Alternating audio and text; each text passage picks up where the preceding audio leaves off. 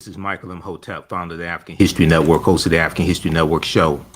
I'm a talk show host, researcher, lecturer, writer, and historian. So it is Tuesday, November 15th, 2022. And we are live. This is a special edition of the African History Network show. I did the show Sunday, but we had some technical difficulties. So I'm broadcasting the show over in its entirety today. All right. So hope everybody's doing well today. Share this broadcast on your social media platforms. You know, normally we're on 9:10 a.m. the Superstation WFDF in Detroit. So I was on 9:10 on Sunday. That original broadcast is on our Facebook fan page, the African History Network. But it didn't pass. Okay, so we're going to start here in just a minute. How's everybody doing? Let's see. Let's go with this here. All right. So we're broadcasting on our Facebook fan page, The African History Network, The African History Network, and our YouTube channel, Michael Imhotep, IMHOTEP. It is Tuesday, November 15th, 2022, and we are live. Welcome to the African History Network show. So we're going to talk about the film Black Panther, Wakanda Forever, the sequel to the February 2018 blockbuster movie Black Panther. It debuted this past Thursday, which was Thursday. Well, the official opening was Friday, November 11th, but there was some screenings on Thursday, November 10th. All right. So the movie has done $330 million worldwide, $330 million globally. And it has done, just a second here. Stand by. Okay, so the movie has done $330 million globally, and it has done $180 million domestically in the U.S. Okay, it's the #1 movie this weekend. I saw it this past Saturday.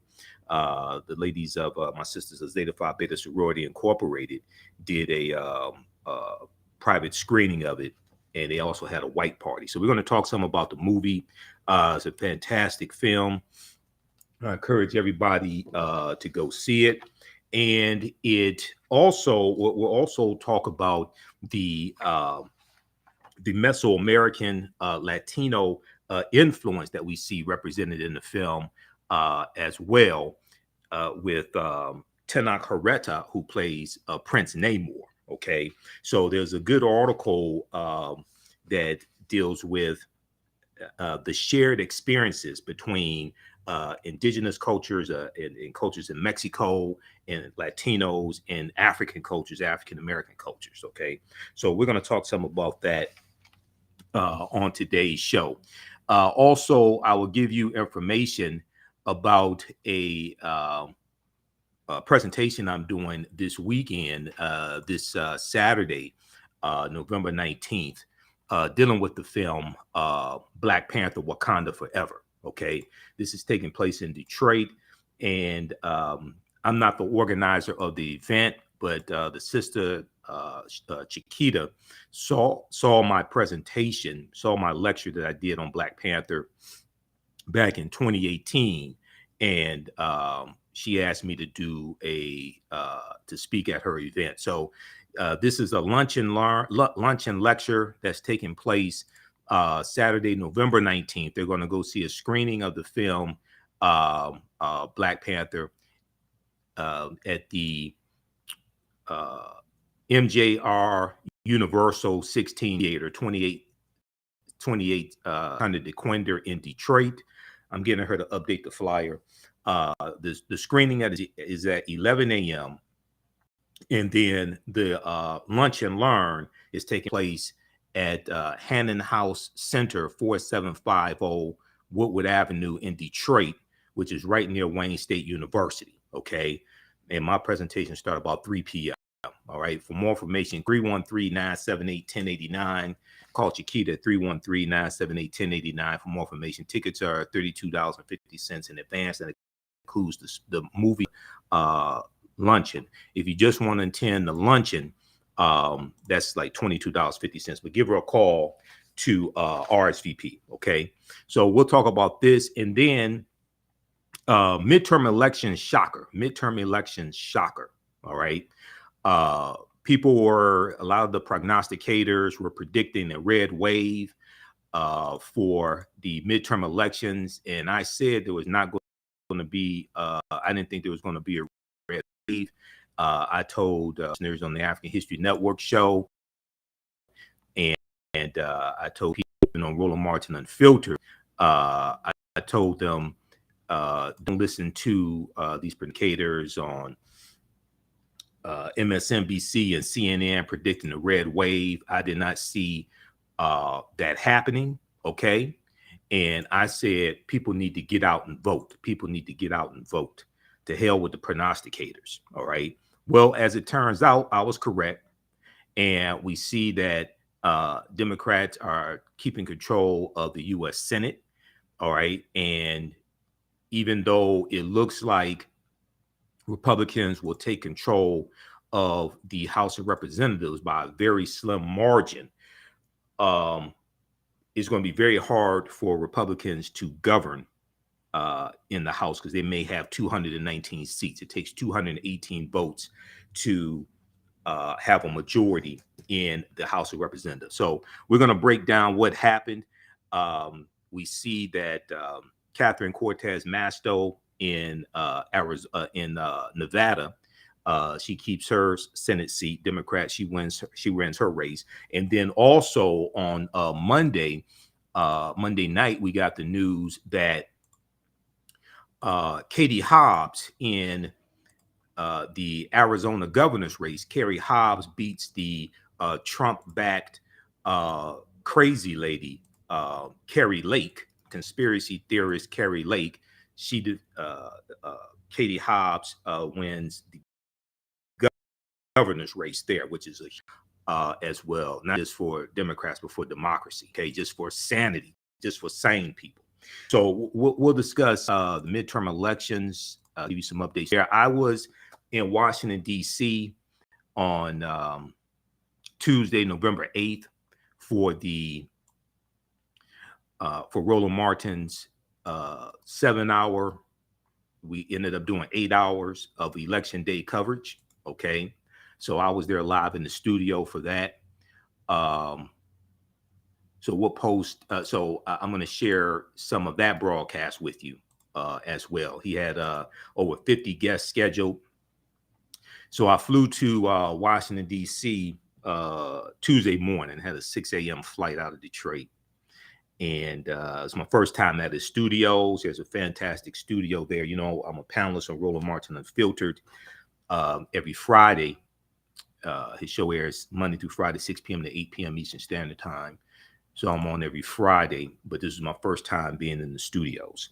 So we see that Democrats maintain control of the Senate, and it's there's going to be a runoff election in Georgia. So we'll talk a little bit about the runoff election, Senator Raphael Warnock versus Herschel Walker in Georgia as well.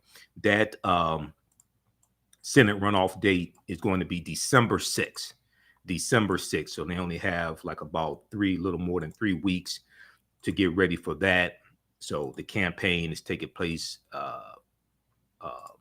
with that as well. And when we did the election day broadcast for Roland Martin Unfiltered, I said on that broadcast that Democrats were going to end up with 51 Senate seats. Okay, we see they have 50 now, 50 Senate seats now after the midterm elections. And they maintain control of the Senate, but they're going to end up, Raphael Warnock, I think, is going to end up defeating Herschel Walker, and they'll have 51 Senate seats, which actually strengthens their control of the U.S. Senate. Right, so we'll discuss that also.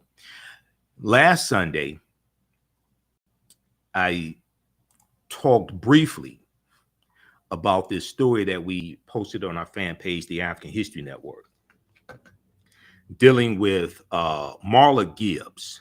Marla Gibbs, who most of us first saw on the TV show The Jeffersons, playing the maid Florence Johnston, not Florence Johnson, Florence Johnston with a T. She played Florence Johnston for 10 seasons on The Jeffersons. And then she went on to portray Mary Jenkins on the TV show 227 on NBC. So there was an article from AtlantaBlackStar.com. Okay. There was an article from AtlantaBlackStar.com that we posted on our fan page, the African History Network, about a week or so ago. This article came out November 3rd.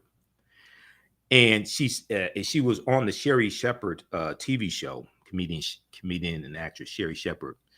And Marla Gibbs said, "I will not do the show without a man." Okay, she said she would not do the TV show 227 without having a husband, because the producer of the show, Norman Lear, wanted her to be a single mother on that show, and she refused. Okay, we're going to talk about that as well, because this deals with depictions of African Americans in Hollywood, and these depictions controlled by Europeans in Hollywood. Okay, so we'll talk about that as well. Okay, and we'll give you some information about my online classes taking place on Tuesday, November 15th, and Wednesday, November 16th. My online classes take place Tuesdays and Wednesdays. Ancient Kemet, the Moors, and the Ma'afa, understanding the transatlantic slave trade, what they didn't teach you in school. And from the Civil War to the Civil Rights Movement and Black Power, 1865 to 1968. These are 2 online classes, online history classes that I teach. I'm not just a radio show host, I'm a historian as well. We have the information at our website, TheAHNShow.com, TheAHNShow.com. Okay, so you can register for those courses there. And we have the courses discounted also. Okay, they're on sale $60 each, or you get a bundle pack for $100. All right, now on the African History Network show, we focus on educating, empowering, and inspiring people of African descent throughout the diaspora and around the world. Because right now, knowledge corrects your own behavior. What you do for yourself, what you do to yourself, and what you allow other people to do to you and get away with is based upon what you think about yourself. What you think about yourself is based upon what you have been taught about yourself. What you've been taught about yourself is based upon everything you've read, heard, and seen about yourself. So when you control the radius of a man or woman's thoughts, you control the compass of his or her actions, because the mind can't do or teach what it doesn't know. Now, we do it a number of different topics here on the African History Network show. We do recurring events and politics and history, economic empowerment, entrepreneurship, relationships, love, sex, health issues, and much, much more. Sign up for our email newsletter. Text the word Kemet, Kemet, to 22828. To sign up for our email newsletter, text the word Kemet, Kemet, to 22828. To sign up for our email newsletter. Also visit our website, TheAHNShow.com, TheAHNShow.com. Okay, so we have you can also email us right through the website as well. Okay, TheAHNShow.com, and I put our social media handles right at the top of our website also. Okay, so when you go to our website and you see the information for the radio show, the African History Network show, you will see our social media handles here also. I just updated that yesterday. Okay, and you can support the African History Network, $ the AHN Show through Cash App, $ the AHN Show through Cash App, also through PayPal, paypal.me/the AHN Show. This helps us keep doing the research, stay on the air, keep broadcasting, pay some of the bills, etc. So we definitely need your support. All right, let's jump into the first topic here, and you can post your comments here. We'll share your comments also. Shout out to those watching us on Facebook and YouTube. L. Frankie on YouTube. And we have a number of people watching us. I'm just looking at these. We've got on Facebook, we've got Waltan Exa. Okay. And see Tracy Lee on YouTube as well. Our YouTube channel, Michael Imhotep, Imhotep. All right. So Variety.com had a really good article dealing with Black Panther, the sequel. Okay. Box office, Black Panther, Wakanda Forever rules with $330 million global launch, $180 million debut. Okay, domestically. Let me pull up this article here. $180 million domestic debut. If we look at this article here, this is from November 13th, 2022. Marvel's Black Panther Wakanda Forever dominated the domestic box office in its debut, earning $180 million, over the weekend. Okay, that was domestically $180 million over the weekend, providing a much needed lift to beleaguered cinema. So we know that the movie industry at the theaters, they suffered a lot because of COVID-19 and people weren't going to the theaters. All right. So this movie is bringing a lot of people back to the theaters for the first time in a year or 2 years. The sequel demolished the record for a November opening in North America, soaring past the previous high water mark of $158 million set by the movie in 2013, The Hunger Games. Okay, The Hunger Games. And The Hunger Games did $158 million opening weekend in November.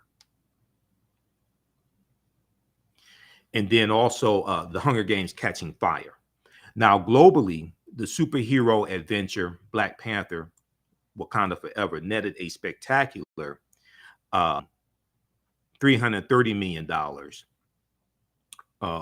total globally, with $150 million of that figure in the overseas markets. Okay, 55 overseas markets, $150 million. Now, this is huge because the narrative that exists in Hollywood is that movies with a predominantly African-American cast, predominantly Black cast, don't do well overseas. Okay, so there is an aversion to having movies with a predominantly African-American cast. Okay, and Michelle Hernandez said highest November opening supposedly. Yeah, it's the highest November. It's the highest November opening debut weekend for a film. Yes, it is. So what happens is in Hollywood, you have the stereotype that movies with a predominantly African-American cast don't do well overseas. So people don't want to see that. All right.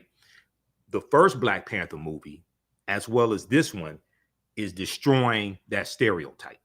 Okay. And when you can destroy that stereotype, then that opens it up for more movies where we are the center of the narrative, and we can have African-American writers like this movie here. Ryan Coogler and Joe Robert Cole, his writing partner, they're the writers of this film. Okay, they're the writers for this film, and Ryan Coogler is the director as well.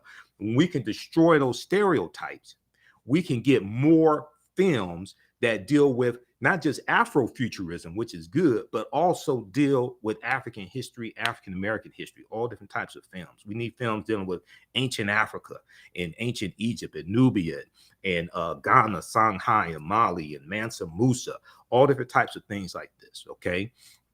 Now, Michelle Hernandez on YouTube said racist folks are saying the only reason a Black movie did this well was because it was tied to Marvel Comic Universe, okay?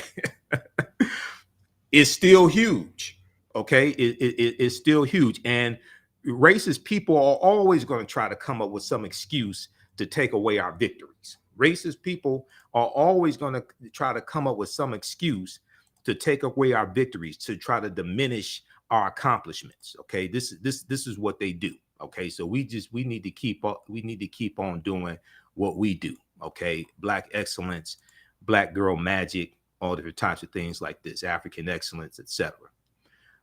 In the movie Black Panther, Queen Ramonda says, "Show them who you are." Okay, that's what we need to do. We need to show the world who we are. Muhammad Ali, when he won the championship, the heavyweight championship in 1964, he said, "I shook up the world." We need to shake up the world. Okay, just like African Americans shook up the world with the results of the midterm elections because they thought it was going to be a red wave, and it was not a red wave. It was a red trickle. Okay, now back to the article from Variety. Its success, Black Panther Wakanda Forever, its success has a bittersweet undercurrent, however. That's because the filmmakers behind the sequel faced a shocking tragedy before production even commenced when Chadwick Boseman, star of the February 2018 movie Black Panther, who portrayed T'Challa, King of Wakanda, okay, he passed away of colon cancer in 2020. Okay, and he died suddenly of colon cancer. He was fighting a private battle with colon cancer for years, and publicly nobody knew about it. Okay, so when he passed away, it was a huge shock basically to everybody when he passed away. And I remember getting the news, and we were blown away by it. We saw pictures of him a few weeks before he passed away, and he did not look well. But a lot of people, we didn't know what was going on. Is he losing weight to play in a different role, or what? What's going on with him? Okay, but we also our brother Chadwick Boseman. So there was speculation. Okay, now Ryan Coogler and Joe Cole, because of the death of Chadwick Boseman, they had to rewrite the script because they already had a script written. So they had to totally change everything. So there was a lot of speculation. Okay, how are they going to be able to pull this off? What's the storyline going to be, etc. So Chadwick Boseman was only 43 years old when he passed away. In response, Ryan Coogler, director of the film and co-writer, refashioned Black Panther Wakanda Forever into a tribute for Chadwick Boseman. In the movie, the kingdom of Wakanda is grappling with the death of King T'Challa, and art imitates life situation that gave the film greater emotional resonance. And there are some, very emotional parts of the film as well. Most people during the film shed some tears. I shed some tears at the end of the movie also. You want to stay past the initial credits, just like any Marvel movie. Those that go see movies know you don't leave when they have the first credits at the end of the movie, because there's always an epilogue. There's always a second part. There's like a couple of minutes that sets up the next movie. Okay, so people that go see Marvel movies know this. All right, so don't make a rookie mistake and try to beat people out the door. And when they start going to the credits at the end, you run because you're gonna miss something. All right.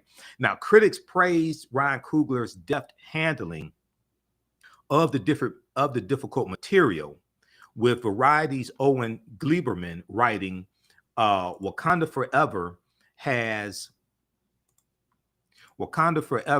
a slow burn emotional suspense. Wakanda Forever has a slow burn emotional suspense. Once the film starts to gather steam, it does not let up. Now, there were other hurdles facing Black Panther Wakanda Forever. The $250 million production was shot in the midst of COVID-19, the COVID-19 pandemic, and also had to contend with an injury to one of his stars, Letitia Wright, who plays Shuri, the younger sister of T'Challa. Okay. So Letitia Wright was injured during the filming, so they had to suspend filming for 2 or 3 months or so. That's to say nothing of the dramatically altered theatrical landscape that it now must navigate. When Black Panther hit screens 4 years ago, China and Russia were still major. China and Russia were still major film markets, but China has become more inaccessible to Hollywood fare, FARE, and Russia's invasion of Ukraine means that studio films no longer screen films in Russia. So that cuts off the Russian market. Okay. So things have changed since the first Black Panther movie came out. You have the COVID-19 pandemic, you have the Russian market cut off, okay, because Putin decided to invade Ukraine. And then China has become more inaccessible as well. So Black Panther Wakanda Forever will be a global powerhouse, but they're speculating that it probably won't hit the $1.4 billion mark that its predecessor achieved. And few films can hit that mark today. We'll see. Maybe Black excellence is going to defy the odds once again. We'll see if it hits 1.4 billion or exceeds 1.4 billion worldwide. Okay. All right, now, as it stands, Wakanda Forever has the second biggest domestic debut of this year, behind the $187.4 million launch of Doctor Strange and the Multiverse of Madness. Doctor Strange in the Multiverse of Madness. Now, the Doctor Strange movies are okay. They're good. I'd rather see Black Panther. Okay, that's just me. I'd rather see Black Panther. Now, it also commands the third best pandemic era bow behind the aforementioned Doctor Strange adventure and Spider-Man No Way Home, which was a good movie also, which got started with $260 million. Tony Chambers, executive vice president and head of theatrical distribution at Disney, which is Marvel's parent company, ascribed the film's success to, quote, the Marvel track record as the quality of the filmmaking, the Marvel track record, as well as the quality of the filmmaking. Okay. Now, most films steered clear of Black Panther Wakanda. However, Steven Spielberg's semi-autographical The Fabelmans opened in limited release, premiering in 4 theaters in New York City and Los Angeles. The film earned a solid $160,000 for an average of $40,000 per screen. Steven Spielberg's movie. It faces its real test when it goes wide, nationwide on November 23rd. It's Steven Spielberg's movie. Okay, so read the rest of this here. It talks about some of the other movies. Black Adam starring The Rock. Black Adam, a comic book adventure from Warner Brothers and DC, nabbed second place at the domestic box office, grossing $8.6 million to push its domestic earnings to $151.1 million. Okay, so read the rest of this piece here from Variety.com. Box office, Black Panther Wakanda Forever rules with $330 million global launch, $180 million domestic debut. Okay, so that is huge. One of the reasons why the film Black Panther, the first one and the second one, are so successful is, yes, it was a Marvel movie. Yes, it's a Marvel character introduced in July 1966 in issue number 52 of the Fantastic Four comic book. Okay, the Black Panther character was introduced. So you have a following of those who read comic books and grew up reading comic books. You have a following there. And then in the 2016, I think it was the 2016 movie, Captain America, Civil War, you had Chadwick Boseman portraying Black Panther, and that set up the movie, the Black Panther movie franchise to launch in 2018 when it came out February 2018. Okay, so you had this momentum being built. Now, one of the reasons why the Black Panther franchise is so popular is that it's not another slave movie. And even though slavery is part of our history, and it's an important part of our history that we really do not understand. I'm a historian, I speak all across the country. We really don't understand the history of slavery. Is not properly taught in schools, things of this nature. Okay. But even though it is an important part of our history, it's not the only part of our history. And what the film Black Panther does is it shows what Africa could look like. Hold on. Okay. Just a second. It shows what Africa could look like if our history had never been interrupted by the transatlantic slave trade. Okay. So I'm going to show you some additional information that we didn't get to on Sunday night show, right? So I've done lectures on the film Black Panther, okay? And let me grab something just a second here. Hold on just a minute.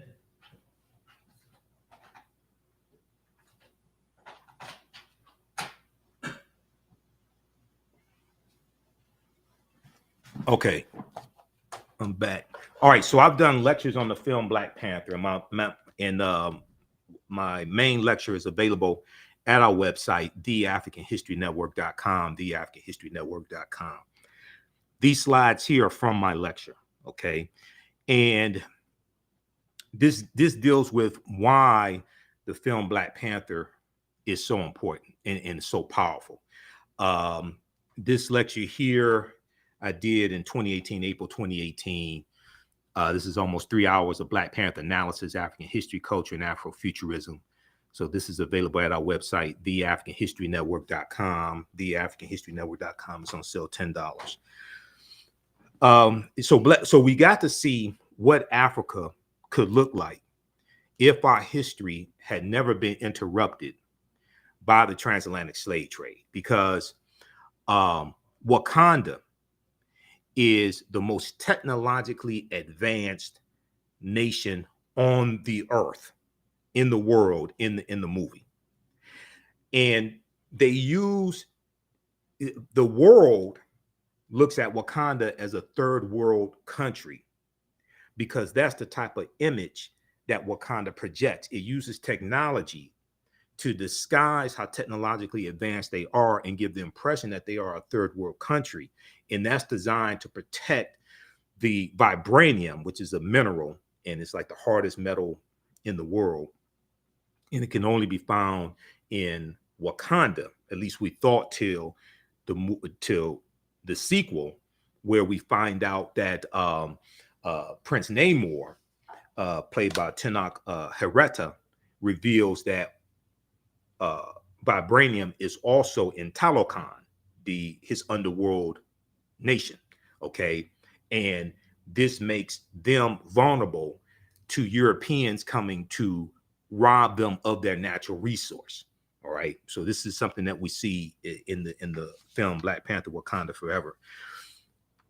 So we got to see through Afrofuturism possibly what Africa could look like if our history had not been interrupted by the transatlantic slave trade. And we get to see African people ruling a nation, controlling natural resources, controlling an economy, being prosperous, engaging in creating technological inventions, etc. We get to see all this in the movie. So these are some slides from my actual presentation on Black Panther. The character of T'Challa, the Black Panther, was introduced in July 1966, issue 52 of the Fantastic Four comic book. And in issue 52, now it was a two-part story, okay? 52 and issue 53. In the Fantastic Four comic book, the Black Panther defeats the Fantastic Four. All right. And this was the first time we get to see a superhero of African descent in most of the comic books, like a major superhero of African descent. There have been minor heroes before this. We ain't never see an African superhero beat the Fantastic Four, though. Okay. And T'Challa reveals that he says, I am, as you see, hereditary chieftain of the Wakandas, and perhaps the richest man in all of the world. But it was not always so. My tale is one of tragedy and deadly revenge.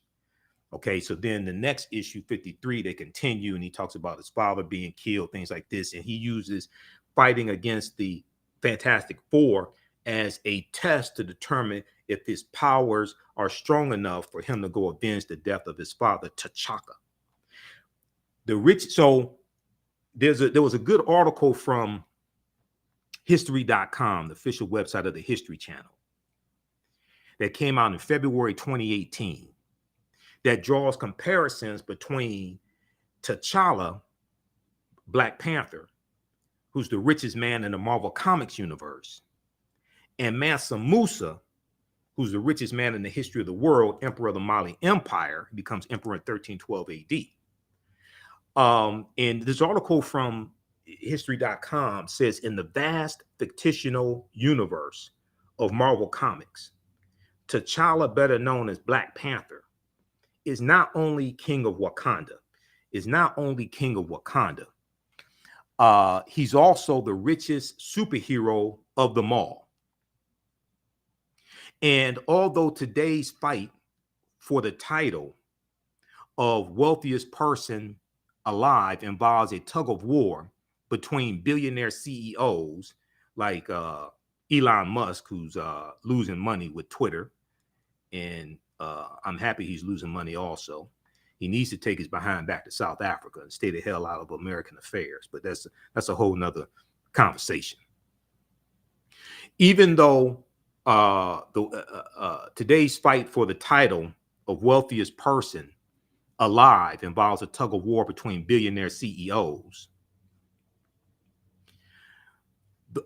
Mansa Musa has more in common with Marvel's first Black superhero. Mansa Musa has more in common with Marvel's first Black superhero.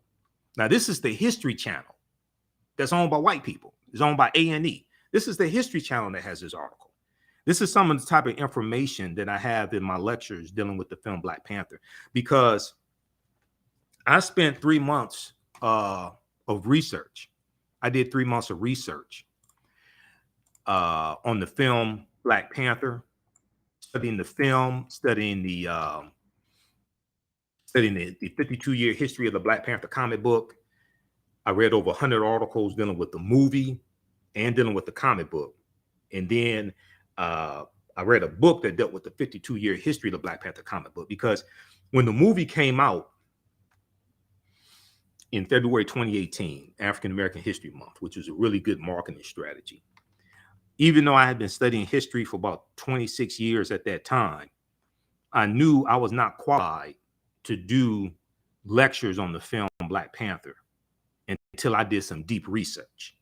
Okay, now other people weren't that responsible, and they just put nonsense out here, and I could read what they put out and could tell it was nonsense, because I knew that I had to understand storylines, understand the Marvel comic universe, had to go research all that to understand what Ryan Coogler and Joe Robert Cole did. Okay, so if we go back to this article here, how's everybody doing? Share this broadcasting and social media platforms. We'll come to some of your comments here in just a minute. And be sure to order my lecture at our website, TheAHNShow.com. And dealing with the film Black Panther. And those in Detroit, you can come to the presentation I'm doing on Saturday, November 19th at Hannon House in Detroit. We have the information on the homepage of our website as well. Okay, so Mansa Musa became ruler of the Mali Empire in 1312 Common Era, or AD, taking the throne after his predecessor Abubakar II, for whom he served as deputy, went missing on a voyage he took by sea to find the edge of the Atlantic Ocean. Mansa Musa's rule came at a time when European nations were struggling due to raging civil wars and a lack of resources. Now, this is the History Channel telling you that the Mali Empire and West Africa are thriving in early 14th century Common Era, AD, 1312, while Europe is in disarray. They're coming out of the Dark Ages. They come out of the Dark Ages in the 1300s, going from the 1300s into the 1400s. They're dealing with disease. They're dealing with famine. 1347 to 1400, the bubonic plague hits, the Black Death. Europe loses 1/4 to 1/3 of their population. Somewhere between 25 million and 75 million people in Europe die because of the Black Death. Now, this is the History Channel telling you that West Africa is thriving. Okay, Mansa Musa's rule came at a time when European nations were struggling due to raging civil wars and lack of resources. During that period, the Mali Empire flourished thanks to ample natural resources like gold and salt. Now, these are Europeans telling you this. Okay, this is why we have to have a variety of movies that are made that tell this story. We need movies made about the Mali Empire and Ghana and Songhai and Mali, things like this. The University of Sankore and the city of Timbuktu. All of this, okay? Yes, ancient Kemet, but not just ancient Kemet. We had other empires besides ancient Kemet, okay? Zimbabwe and Carthage, and with Hannibal Barca and the Phoenicians, the Carthaginians who were descendants of the Phoenicians, all of this. Read the rest of this article here from history.com, March 19th, 2018, the month after the first Black Panther movie came out. This 14th century African emperor remains the richest person in history. This 14th century African emperor remains the richest person in history. Okay, so the film Black Panther relates to African history in various ways, and this is what I bring out in my lectures. Okay, on the film. Okay, and I did extensive research on the film and the comic book to be able to do these lectures and do the lectures responsibly. On the film Black Panther. So this is some of the type of information you'll get if you come to my presentation on November 19th. Okay, Saturday, November 19th. Sister Chiquita saw this lecture right here that I did. She got this lecture from me 2 or 3 months ago. I was at an event here in Detroit, and she was blown away by my presentation. She told people about it, and she said she wanted to hold a screening of the film and have me do a presentation afterwards. So this is taking place Saturday, November 19th. We have the information right on the homepage of our website, TheAHNShow.com. It's taking place in Detroit. So the movie screening is going to be at 11 a.m. at the MJR Universal 16 Theater in Detroit, 28600 DeQuinder Avenue in Detroit. And then we'll go over to Hannon House Center, which is right near Wayne State University in Detroit, Woodward, right near Warren Avenue. The luncheon is 2:30 p.m. to about 4:30 or 5. Okay, my presentation is going to start right around 3 p.m. Okay, and you can call Sister Chiquita 313-978-1089 for more information. 313-978-1089 for more information. You can also call the African History Network 313-462-0003. I'll try to answer your questions. I'm not the organizer of this event. She is. Okay. Tickets are $32.50 in advance by November 15th. She said you can buy tickets, I think, up until Wednesday because she has to give the theater a count. If you just want to come to the luncheon part, if you've already seen the movie, you just want to come to the luncheon, it's like $22 for that. Okay. But give her a call, RSVP.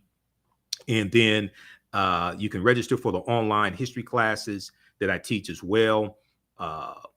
Wednesdays, next class is Wednesday, November 16th. So if you like this type of information that you see on the African History Network show, definitely register for our online history classes. This helps finance what we do, financial research, helps us stay on the air, keep broadcasting, etc. Wednesday, November 16th, 2022, 7 p.m. to 9 p.m. We do the classes on Tuesdays and Wednesdays. Wednesdays is Ancient Kemet, the Moors, and the Ma'afa, Understanding the Transatlantic Slave Trade, what they didn't teach you in school. This is a 10-week online class. We're doing at least 10 sessions. We may do 11 this time, okay? How you doing, Jody? We may do 11 this time.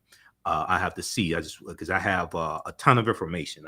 I'm the one to put together the curriculum for these 2 classes, so I want to make sure we get everything covered. Want to make sure we cover all the information.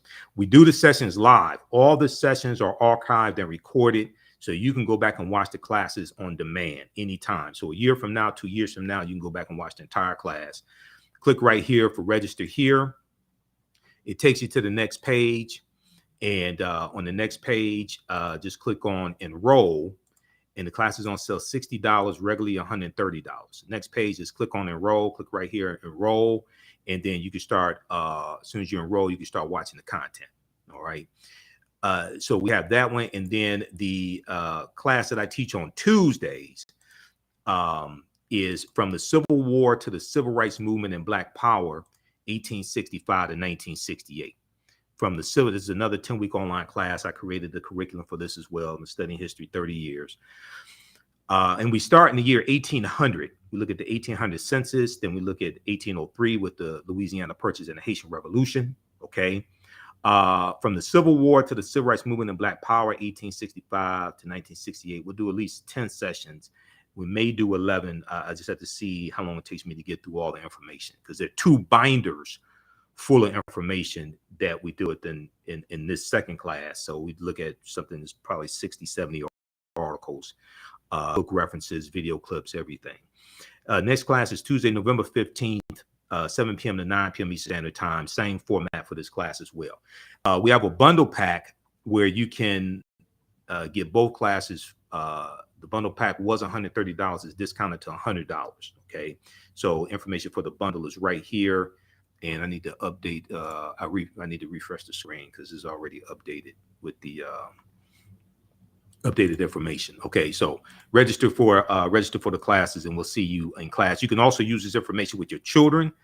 I would say the content is PG-13. Okay, it's not overly graphic or anything like that. So you can use this with your children, and it's very visual. I do a PowerPoint presentation. We have book references, articles, video clips, all of that. So it's engaging as well. Okay, let's go back to this information here dealing with Black Panther, Wakanda Forever. And Tracy Lee on YouTube said, slavery is not our only history. You're absolutely correct. Remote admin JJ2 said, I caught it on 3D. It was a blast. Wakanda Forever.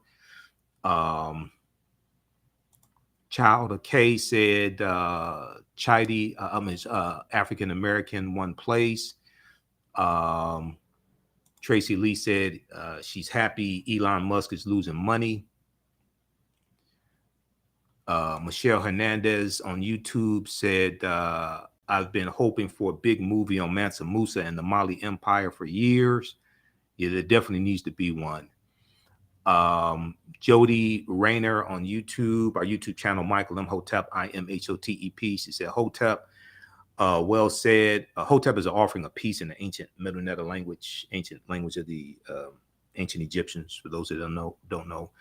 She said, well said. I'm not sure if Jody, think that's I'm not sure if it's male or female. Jody. I think that's male. Jody. I'm not sure because it's Jody and Jodie. So let me know, Jody. Not trying to be disrespectful. Well said. Our ancestors are related. Our ancestors are related to the great civilizations of all time, laying the foundation of the world. Okay. All right. So let's go back to this. Now, there was a good article from, there's another good, because I've read a number of different articles dealing with the film Black Panther. I'm getting ready for a presentation that I'm doing also, my first lecture on the film.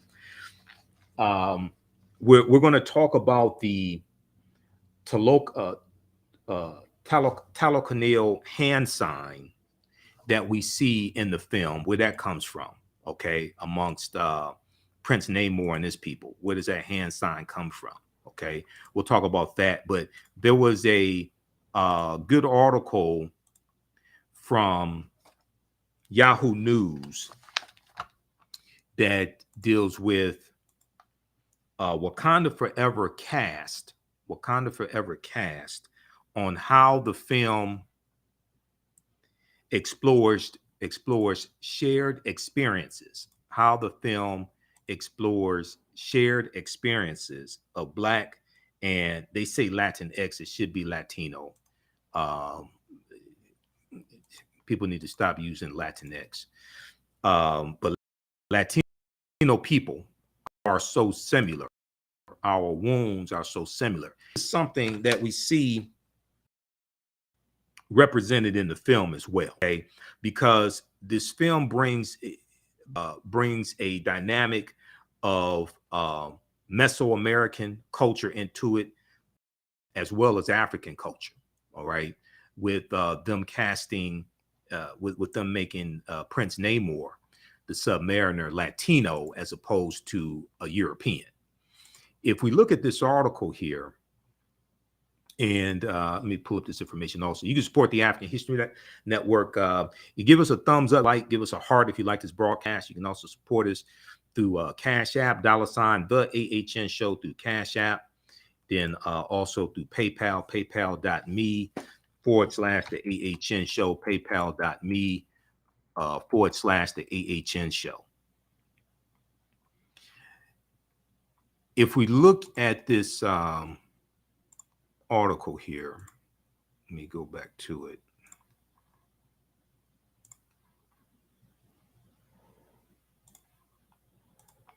All right, just a second. Hold on. Okay, here we go. If we go back to this article,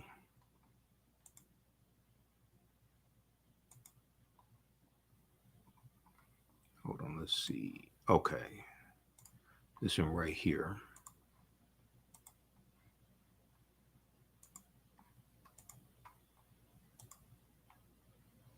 Wakanda Forever cast on how the film explores shared experiences of Black and Latino people. Our wounds are so similar.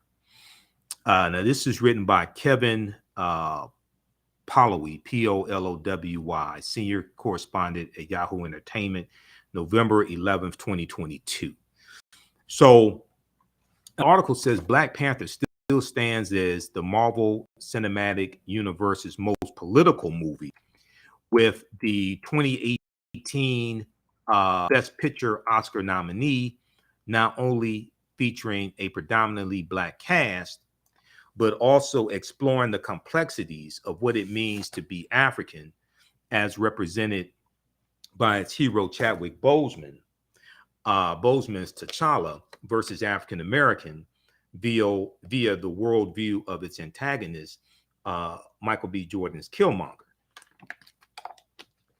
So it stands to reason that co-writers Ryan Coogler and Joe Robert Cole have infused the new sequel, Black Panther: Wakanda Forever, with similar real-world cultural commentary. As T'Challa's mother, played brilliantly by Angela Bassett, Queen Ramonda, okay, as T'Challa's mother, and Sister Shuri, played by Letitia Wright, and the residents of Wakanda mourn the death of their king, which is a seismic plot change rewritten into the script after the death of Chadwick Boseman in 2020. They are also confronted by the Mer people of Talokan, an underwater civilization that, like Wakanda, has been kept hidden from the rest of the world. Okay, that, like Wakanda, has been kept hidden from the rest of the world. The Talokan angrily emerged, ruled by the 500-year-old Prince Namor, played by Tenoch Huerta. The Talokan angrily emerged from the depths of their Atlantis-like kingdom, when the U.S. government begins mining the sea for vibranium. Okay, so what we deal with in the film is a shared experience of African nations and cultures, as well as Mesoamerica, Native Americans, things like this, dealing with colonizers trying to take their natural resources. Okay, so we see this shared experience depicted in the film. The precious, so vibranium is the precious element, is the Talokan's most prized resource. Another thing they share in common with Wakanda.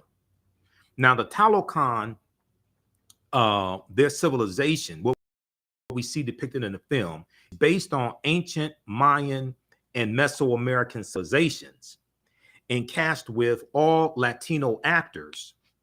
And the Talokan are forced to live underwater when their land was invaded by colonizers.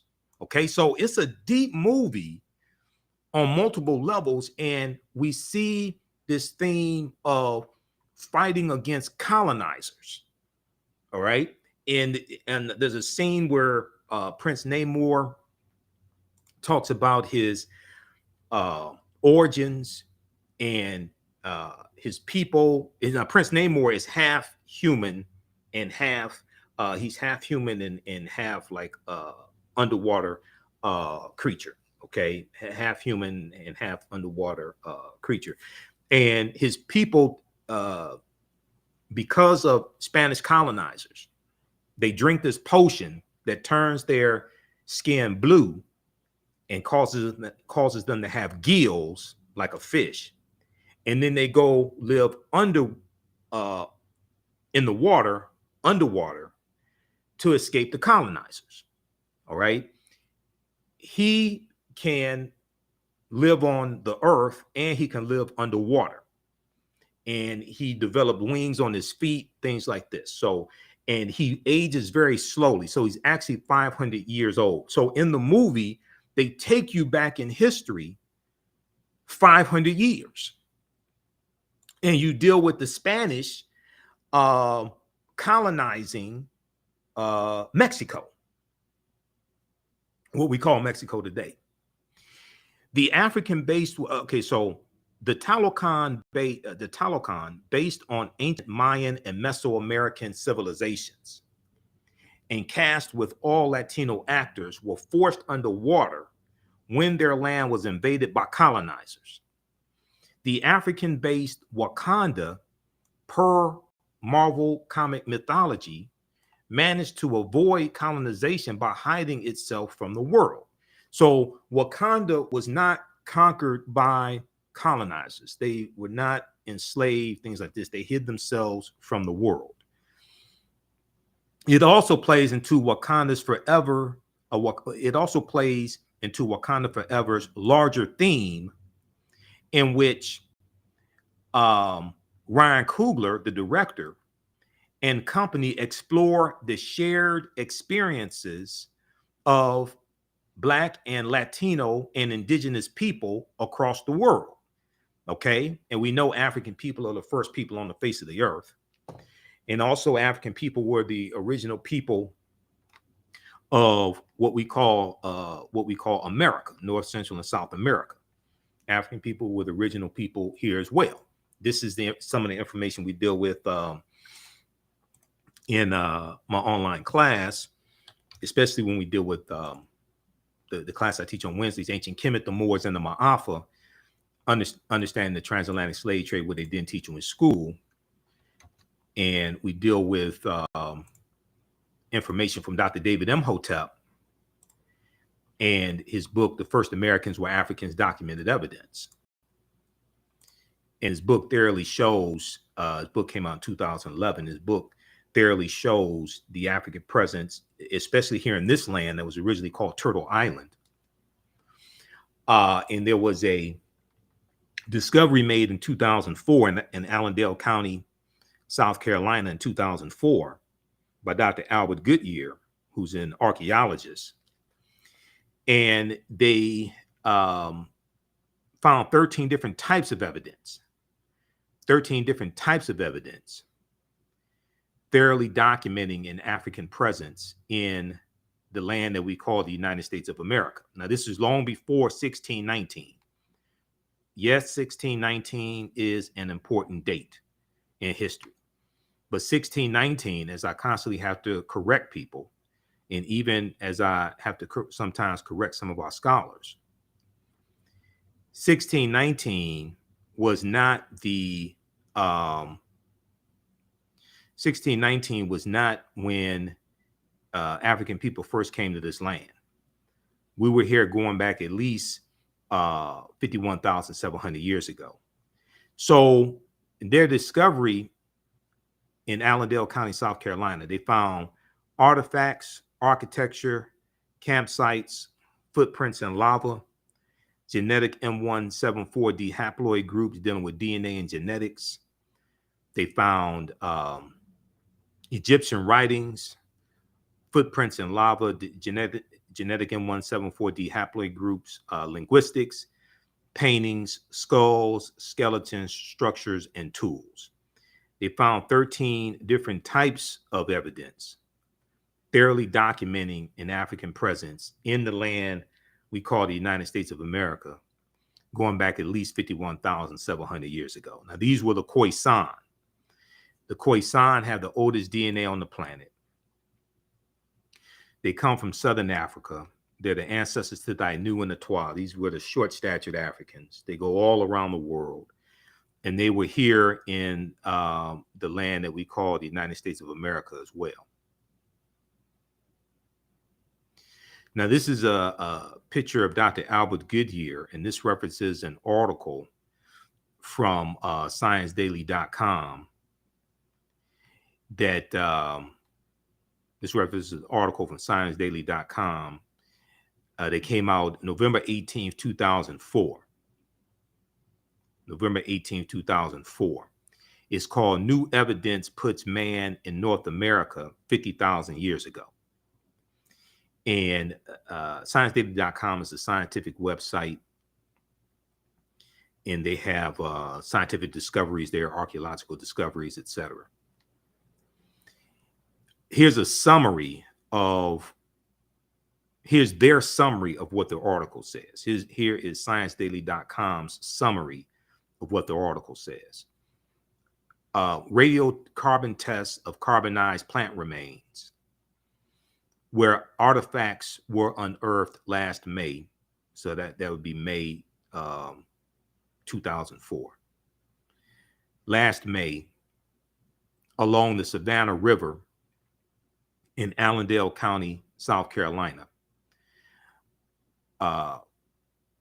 by University of South Carolina archaeologist Dr. Albert Goodyear, indicate that the sediments containing these artifacts are at least 50,000 years old, meaning that humans inhabited North America long before the last ice age.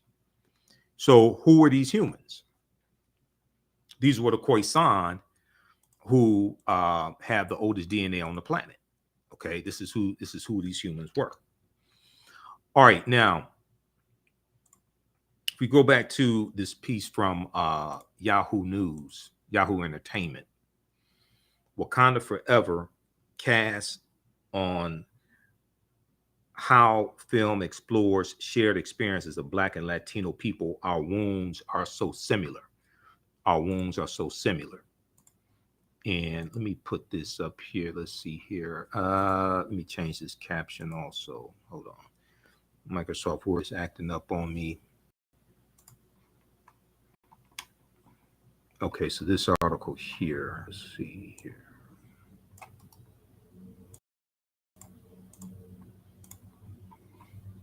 Okay, let's go back to this. Let's continue. Now, here's a scene from the film also.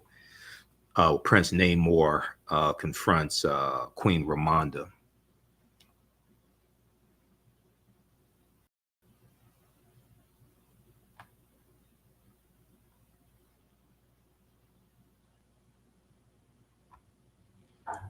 Okay, so right here.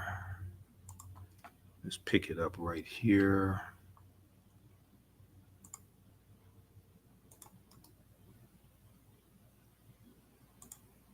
Just a second here. All right.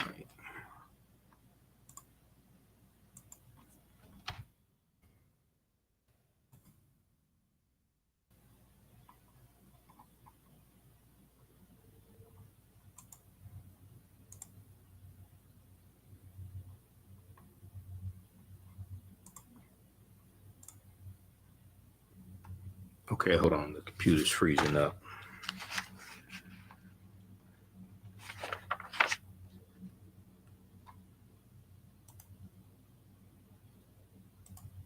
Okay, stand by just a minute here.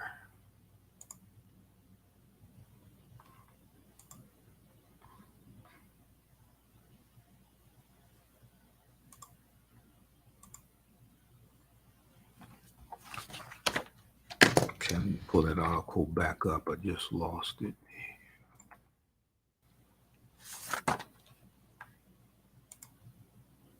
All right, here we go.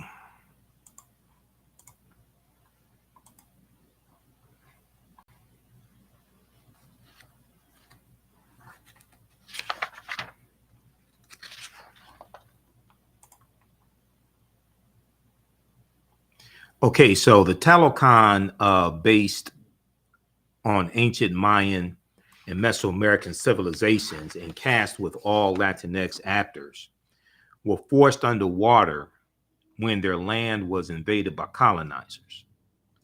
The African based Wakanda, per Marvel mythology, managed to avoid colonization by hiding itself from the world. It all plays into Wakanda's larger theme, in which director Ryan Coogler and company, explore the shared experiences of Black, Latino, Indigenous people across the world. In many ways, the film's budding rivals, Shuri and Namor, are the new T'Challa and Killmonger.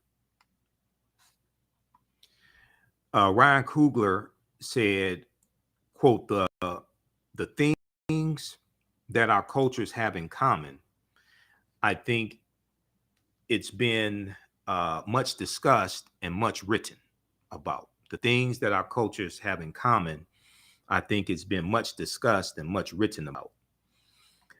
He said, what transpired on the continent of Africa, if you think about it, what transpired in the Americas, you'll see similarities.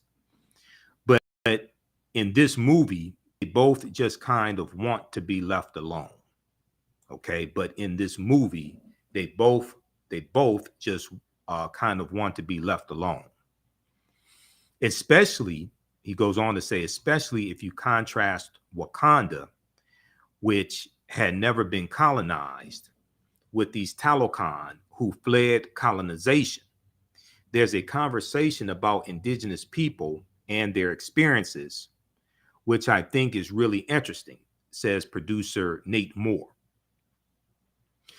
because it is a shared experience, and it's unfortunately globally shared experience by a lot of people. It's an unfortunately globally shared experience by a lot of people. And I think the conversation that Namor is having with Wakanda is, hey, here's why I'm so intent on protecting my people, because the only reason we live where we live is because we were fleeing this thing. They were fleeing colonization. That probably could happen again and could happen to you. So Nate Moore goes on to say, producer Nate Moore goes on to say, and I think that makes it timely. I think that maybe there's a feeling that colonization was a thing of the past, but it's still happening. Okay. I think maybe there's a feeling that colonization was a thing of the past, but it's still happening. Okay, here's the cast here also of Black Panther, Wakanda Forever. Some of the cast members. Now, Lupita Nyong'o, who's Mexican born and Kenyan raised, who plays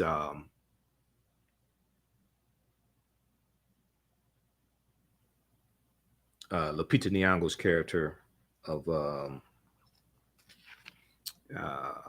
was it not Shuri? It's I forgot the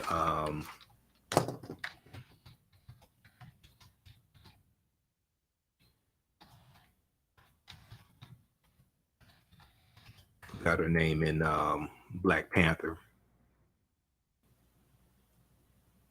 It'll come to me.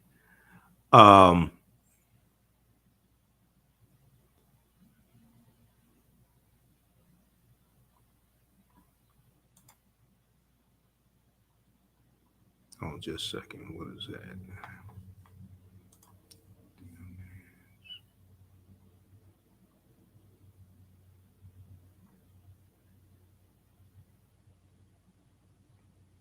Nakia in Black Panther. Okay, so Lupita Nyong'o's character. Let me go back to this here. Okay, says Lupita Nyong'o, Mexican born and Kenyan raised. It draws a correlation of how distinct the experiences are, but also how similar. Our wounds are so similar, and we see this in this story. Our wounds are so similar, and we see this in this story. Talokan echoes Wakanda as much as the Latino experience can echo the Black experience. And I just love how we go head to head in this film. And at the end of the day, it's okay. Where is our point of truce?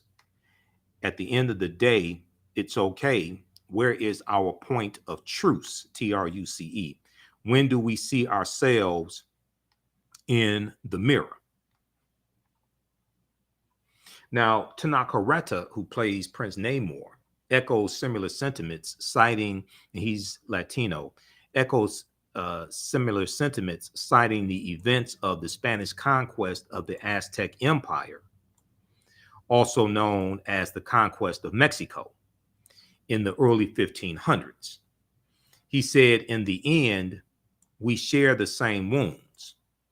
This catastrophe, this Holocaust that happened to our people, our ancestors, it was almost at the same time of the transatlantic slave trade. Now, it was actually during, if you look at the 1500s, it's going on during that, and it's at the hands of the Spanish, because the Spanish were the first ones involved in the transatlantic slave trade after the Portuguese get involved in 1441. And this, everything that the Moors took into, the African Moors took into Europe and taught the Portuguese and especially the Spanish, all that's going to come back to kick us in the behind.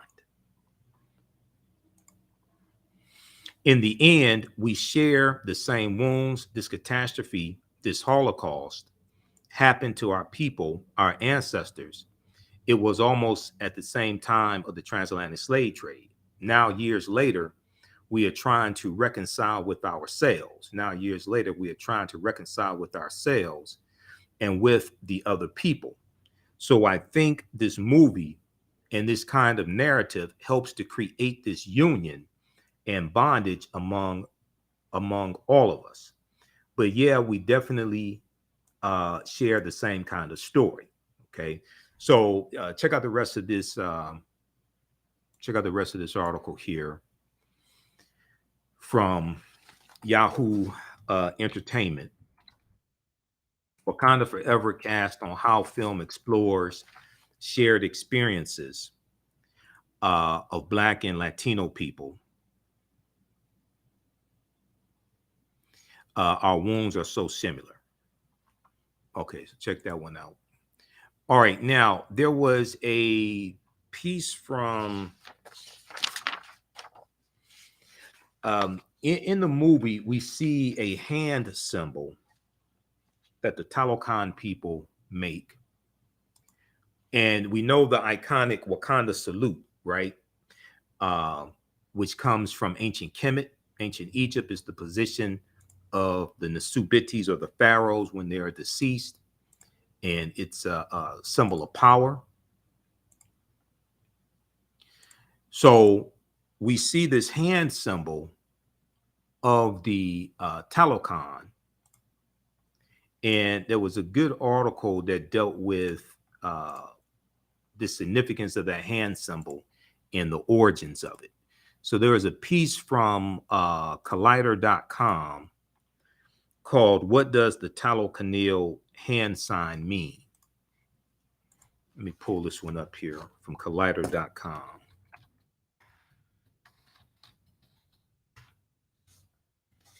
This article is from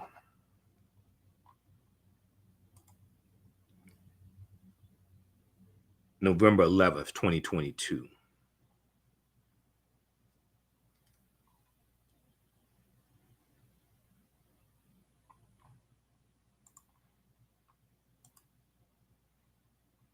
Let me pull this up.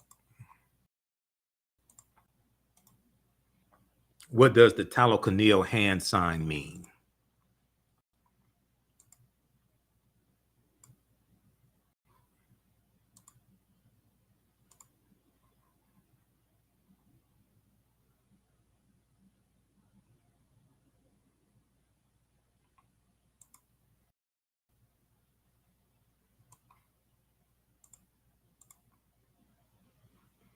All right, let's go to this here.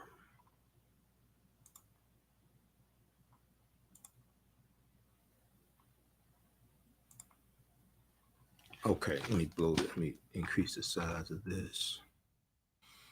Okay, yeah, this is from November 11th, 2022.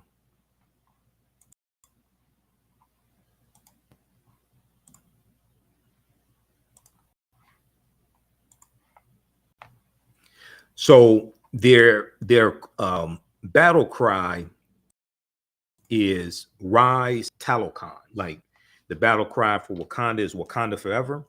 Okay, their battle cry is "Rise Talokan." And here you see Prince forming the sign, the hand sign. So while Black Panther's corner of the Marvel Cinematic Universe has engaging stories and complex characters, Wakanda's success is also due to the imagery crafted under the leadership of director Ryan Coogler. Above all stands the Wakanda Forever symbol, which every Marvel fan can emulate by crossing their arms. Is right over left.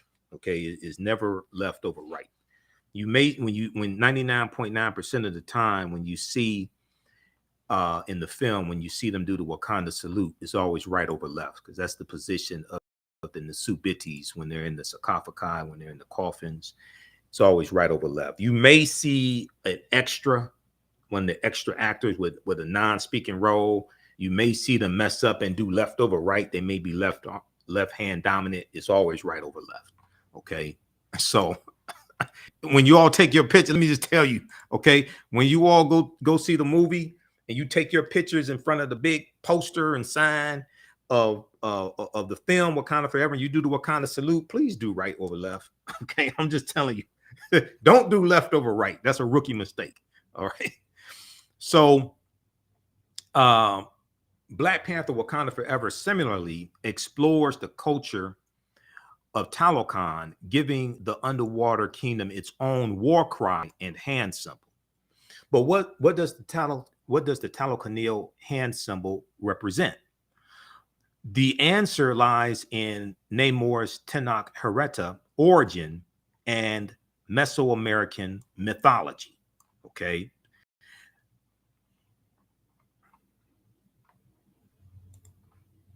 The plumed serpent god, that we see in several Mesoamerican societies. The feathered serpent or plumed serpent is a recurring divinity in several Mesoamerican societies. For example, the Aztecs had Quetzalcoatl, the Quiche Maya had Tohil, and the Yucatec Maya had Kukulkan, Kukulkan, Kukulkan.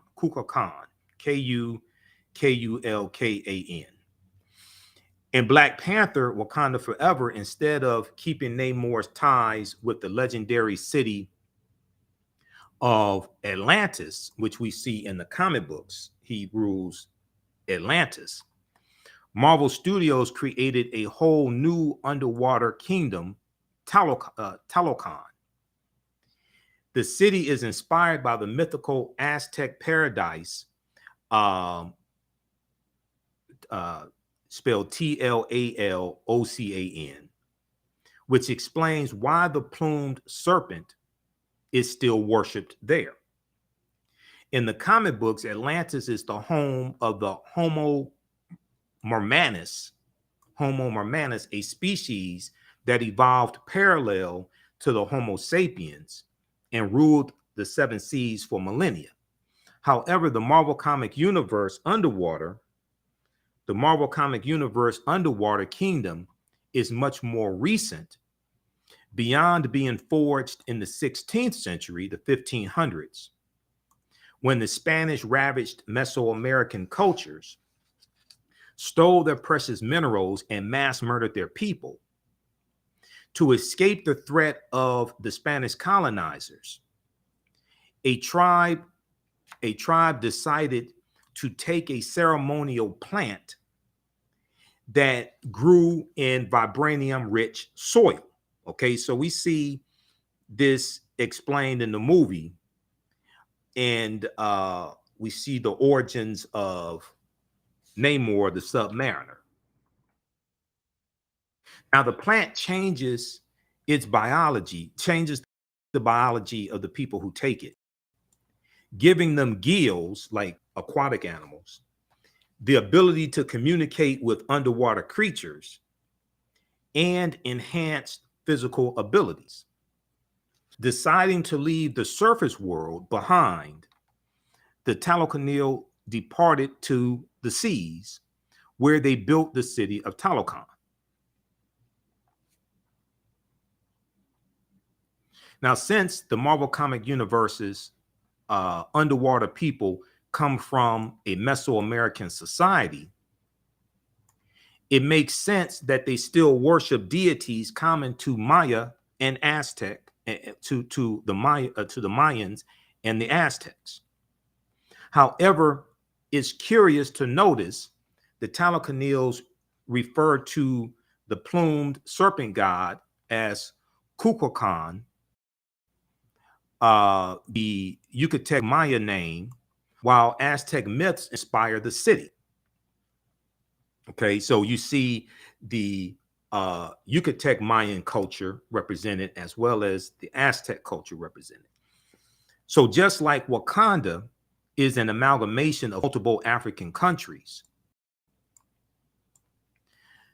Talokan picks up bits and pieces of different Mesoamerican nations.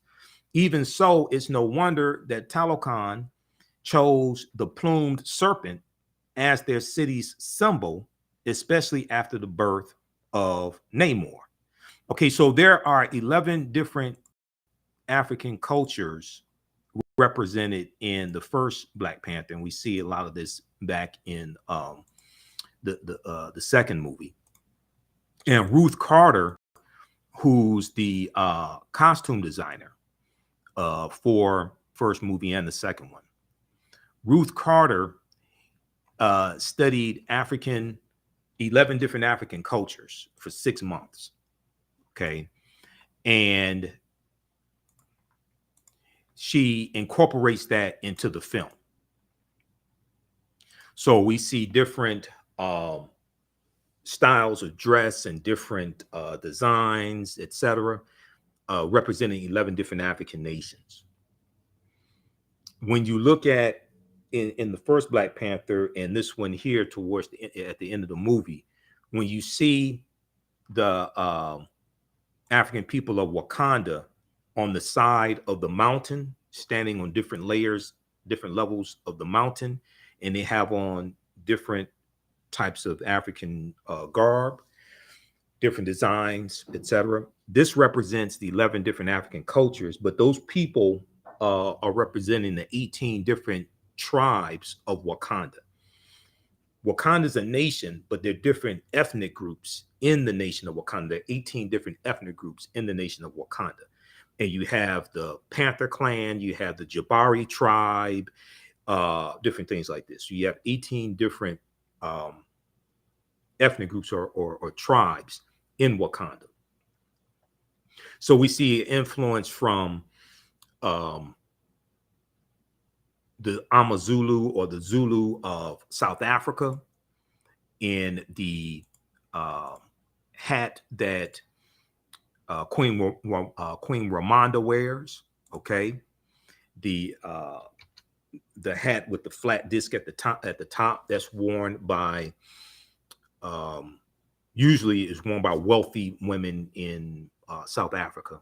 Okay, we see the representation, we see the African representation here, like from the first movie, the way these people here are dressed. This is influenced by the Maasai of Kenya and Tanzania. Okay, and then when we look at these are all slides from my presentation, by the way. When we look at the Dora Milaje, the Dora Milaje were introduced in the 1990s into the Black Panther comic book. Dora Milaje means adored ones. Their costume is influenced by the Maasai of Kenya and Tanzania. Okay, this is where the design comes from. So Ruth Carter did her thing. That's a bad sister. Ruth Carter was also the costume designer on the movie Malcolm X, and she talked about how the movie Malcolm X, it was harder to do the costumes for that because you're doing costumes from like the 1930s, 40s, 50s, and 60s. You're dealing with different decades, and you have to do the costumes for like all the people in the scene. Okay, but that's a bad sister right there. So we see these different African cultures represented in the first and the second film also. In the first film, the Hong Kong scene at the casino in Hong Kong, there's a Pan-African reference to the Pan-African flag in the color scheme that T'Challa, Nakia, and General Okoye are wearing. T'Challa's wearing black. Nakia, played by Lupita Nyong'o, is wearing green. And General Okoye, played by Danae Gurira, is wearing red. And this is in reference to the Pan-African flag, the red, black, and green, the Bandera, which is adopted at the International Convention of the Universal Negro Improvement Association, which was founded in 1914 in Jamaica by Marcus Garvey. The International Convention, August 13th, 1920, they adopt the Pan-African flag. And this is something Ryan Coogler talks about this in an interview with, I think it was Variety magazine. He did an interview where he breaks down what that symbolism means. So this is not me like decoding something. This is not me coming to my own conclusion. No, this is what Ryan Coogler said. And Ryan Coogler put this into the film. Okay. Now, I don't know if Disney knew what he was doing. I don't know if Disney knew what he was doing when he did it, but they know now. But he got that in the film. Okay. So when I teach, when I do my lectures on the film Black Panther, and this is why Sister Chiquita, when she saw my lecture on it, she was blown away. And she said she wanted me to speak at this lunch and learn that she's doing after people see the film. Because I take this to a whole nother level because of the level of research that I did to be able to do my lectures. And I'm also a historian. Okay. All right. Now, Tracy Lee on YouTube said, Ruth Carter is definitely the truth. The costumes are beautiful. And Ruth Carter also won an Oscar as well for her costume design. And Hannah Belcher won an Oscar for the set design of Black Panther also. Okay, and let's see here. Okay, so how's everybody doing? Give us a thumbs up, give us a heart, give us a like on this broadcast. Hopefully you're learning a lot. This is, we had technical difficulties with our normal Sunday broadcast. Normally we're on Sundays, 9 p.m. 11 p.m. Eastern Standard Time. And so I'm doing the show again today with some additional information. We're going to talk about midterm elections here in just a minute as well. Who still needs to register for the online history classes that I teach on Tuesdays and Wednesdays? Our Wednesday class is from the Civil War to the Civil Rights Movement and Black Power, 1865 to 1968. And we have classes coming up Tuesdays and Wednesdays. Tuesday, I teach ancient from the Civil War to the Civil Rights Movement and Black Power, 1865 to 1968. Wednesdays is Ancient Kemet, the Moors, and the Ma'afa, understanding the transatlantic slave trade, what they didn't teach you in school. Okay. Visit our website, TheAHNHistoryNetwork.com, TheAHNHistoryNetwork.com. We have the information right there on the homepage for the class. You can register for it. We do the sessions live. All the sessions are archived and recorded. You can go back and watch it anytime. So you don't have to be in class. You don't have to worry about trying to get to class at a certain time. The classes are discounted. They're on sale $60, regularly $130. And then on Tuesdays, 7 p.m. to 9 p.m., it's from the Civil War to the Civil Rights Movement of Black Power. So these classes was doing 8 weeks, but they're going to be at least 10 weeks. I'm going to make sure you get all the information in. We also have a bundle pack. You can register for both classes. It's discounted for $100. Okay. And you can use this information with your children as well. I would say the information is PG-13.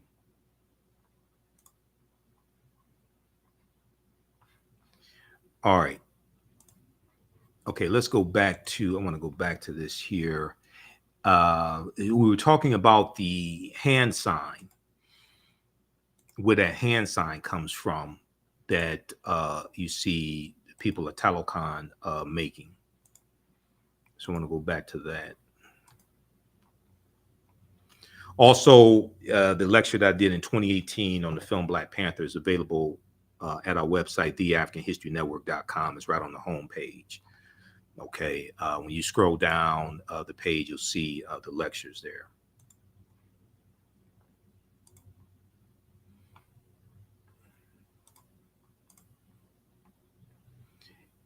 Let's go back to this here. Okay. So just like Wakanda is an amalgamation of multiple African cultures, Talokan picks up bits and pieces of different Mesoamerican nations. Talokan picks up different pieces of Mesoamerican nations.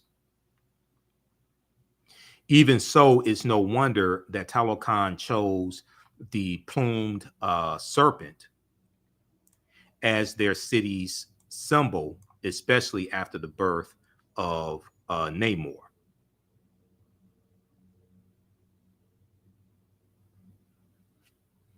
Now, Namor's mutation led to the hand symbol. Namor's mutation led to the hand symbol. Namor was still in his mother's womb when she ingested the sacred plant and became an underwater creature. The process activated a mutation in Namor's genes, giving him special abilities once he was born. For starters, Namor is stronger and faster than other Talokanils. He also has increased longevity, making him age slowly. So he's actually 500 years old. Okay. This is why he's recounting history when the Spanish colonizers came. Okay. So he's almost 500 years old. Namor is still in his prime. Namor's mutation also prevents him from turning blue when getting out of the water and allows him to absorb oxygen from the air, an ability to the Talokanils lost. Finally, Namor was born with wings on his heels, allowing him to fly. Just like the plumed serpent god, Namor is a being who crawls on the earth with his people while he can still soar through the skies. Now, it's easy to understand why Namor's birth seemed like a miracle in the 16th century. leading his people to baptize him as Kukulkan and choose him to guide them. So for almost 5 centuries, Namor has been ruling Talokan and helping forge his people's culture. That's why the Talokanils join their hands to mimic a serpent's mouth. That's why the Talokanils join their hands to mimic a serpent's mouth out of respect for the plumed serpent god, Talokan's leader and protector. Okay, so while when we look at the historical origin of Talokan's hand symbol, while Black Panther Wakanda Forever gives an in-universe reason for Talokan's hand symbol, it's worth noting that the gesture has a historical origin. A Twitter user named Aztec Empire reveals the hand symbol mimics several pictures from Mesoamerican cultures. Another curious detail is that Talokan's war cry, Rise Talokan in English, Rise Talokan, it's Lakikik Talokan, which means Rise Talokan, was not in the original script. In an interview from Cinema Blend, actor Alex Livanali revealed that the Latino cast of Wakanda Forever actually asked to have a symbol as powerful as the Wakanda salute. Okay, the Latino cast of Wakanda Forever asked to have a symbol as powerful as the Wakanda salute. So director Ryan Coogler and his film's crew did their research to come up with the hand symbol and the war cry, a fact that underlies how filmmaking is a collective work. Okay, so this is where this comes from. So check out this piece here. What does the Talokanil hand sign mean? This is from Collider.com from November 11th, 2012, 2022, November 11th, 2022.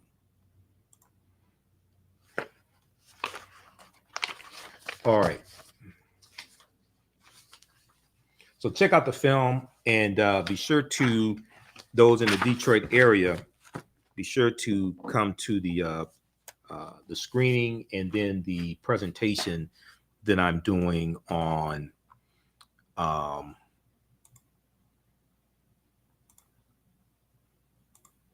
Saturday, November 19th. Saturday, November 19th at Hannon House here in Detroit near Wayne State on Woodward Avenue. We have the information right on the homepage of our website. Let me bring it up again, TheAHNShow.com, TheAHNShow.com. So the screening is for the whole thing. Okay, you're warmly invited to Everything Black, Black Panther 2. I'm going to have Chiquita update the website. Chiquita, this is not the sister that used to be the board operator on my Sunday night show. Her name was Chiquita. So this is not her. This is Chiquita. But we're doing the Black Panther Wakanda Forever movie screening and lunch and learn. Saturday, November 19th, 2022. The screening is at 11 a.m. at the MJR Universal 16 Theater, located at 28600 DeQuinder Avenue in Detroit, 28600 DeQuinder in Detroit. Then the lunch and learn, where I will be speaking, is taking place 2:30 to about 4:30 or so. It's at Hannon House Center,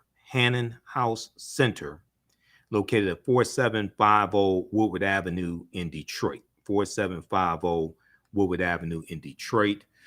Contact Chiquita at 313-978-1089 for more information, and to RSVP 313-978-1089. Tickets are $32.50 if you purchase by November 15th. You can purchase after that, like either Wednesday or Thursday may be the cutoff, because she has to give the numbers and the money to the theater. Okay. Now, if you just want to come to the lunch and lecture portion, that's like $22.50. So talk to her about that. If you've already seen the movie, don't have to see it. You don't, and you just want to come to the lunch and lecture portion, you can do that. Contact Chiquita. All right. Also, be sure to register for our online history classes that I teach. We have the information on the homepage of our website as well. Okay. Now, I want to talk about midterm elections. Midterm shockers. Republicans it was supposed to be a red wave. Republicans were supposed to just totally demolish Democrats, and they were supposed to pick up 20, 30, 40 seats in the House of Representatives and things like this. And they were supposed to take back control of the Senate, all that stuff. That did not happen. If we look at the live updates, and I'm going to go to a clip here from Roland Martin Unfiltered also in just a minute. If we look at the live updates from the New York Times, okay, we see that Democrats are maintaining control of the Senate, okay, which is good because you can still get federal judges confirmed and Supreme Court judges confirmed. As it stands right now, Democrats have 50 seats in the House, in the Senate, and Republicans have 49. The Senate seat in Georgia is still up for grabs. Okay. There's a runoff election in Georgia between Senator Raphael Warnock and Herschel, that's just my baby's daddy, Walker. As it stands now, the projections are for the House. Republicans are projected to end up with 219 seats in the House with a razor thin majority because it takes 218 seats. There's still about 14 races that still have to be called. Okay. So if we look at, I've been looking at the reporting from NBC News. Okay. So if we go to NBCnews.com and look at their reporting for the midterm elections, they're projecting that Democrats will end up with 215 seats in the House, and Republicans will have 220 seats in the House. It takes 218 votes to have a majority in the House of Representatives. It takes 218 votes to have a majority in the House. Now, this is plus or minus 3. This is a error of a margin error of plus or minus 3, because there are about 14 House races that still have to be called. They're still waiting on results, final results, and a good number of them are in California. So it's possible that Democrats could end up with 218, but it's more likely that Republicans take control of the House. But it's going to be really hard for them to govern the House with such a razor-thin majority. Okay, so this is an example of how elections have consequences. All right, so check out this information here. We know that in Arizona, the Arizona's governor race, we know that Katie Hobbs defeated the crazy conspiracy theorist Carrie Lake, who was backed by Donald Trump. We got that news on Monday evening. Okay, Arizona governor and Arizona governor's race post-election ballot tallies narrow the margin. Okay, but Carrie Lake won that. And let me see something here. Let me come back to that. Let me do a screen. Let me refresh on that.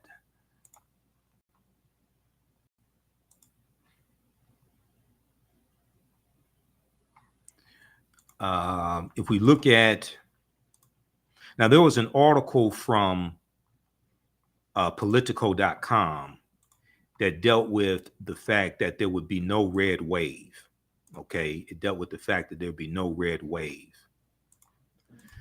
And it laid out 5 reasons. Let's see if I can pull that up here.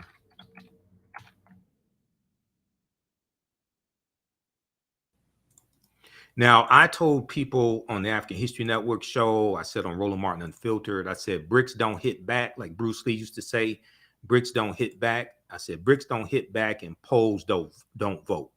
Don't listen to these prognosticators on MSNBC and CNN predicting this red wave. Okay. I said, we need to go out and vote because that's what really matters. Polls don't vote and bricks don't hit back.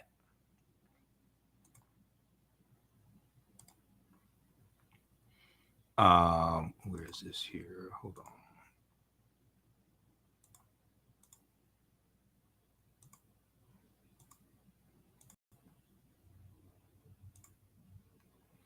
Okay. The red wave that wasn't. 5 takeaways from a disappointing night for the GOP. And all these people are blaming Donald Trump. Now, Donald Trump is blaming everybody except himself. He needs to listen to that song by Michael Jackson, I'm Starting with the Man in the Mirror. He needs to listen to that song. He's blaming everybody else. He's even blaming Melania Trump. So the red wave that wasn't. 5 takeaways from a disappointing night for the GOP. Donald Trump's favorite candidates prove a drag to Republicans, running well behind others in the party. So this is from November 9th, 2022. There was no red wave. Republicans, though still poised to take the House, underperformed, while Democrats breathed a huge sigh of relief. Okay, it was a good night for President Joe Biden and the miserable one for Donald Trump. 5 key takeaways. Trump is damaged goods. Now he's supposed to announce possibly the day that he's running for re-election. He's desperate. He has all these investigation in New York, one in Georgia. Merrick Garland is still investigating, dealing with the over 200 documents, classified documents that Trump had at Mar-a-Lago. There'll probably be criminal prosecution behind that. So he's in deep trouble.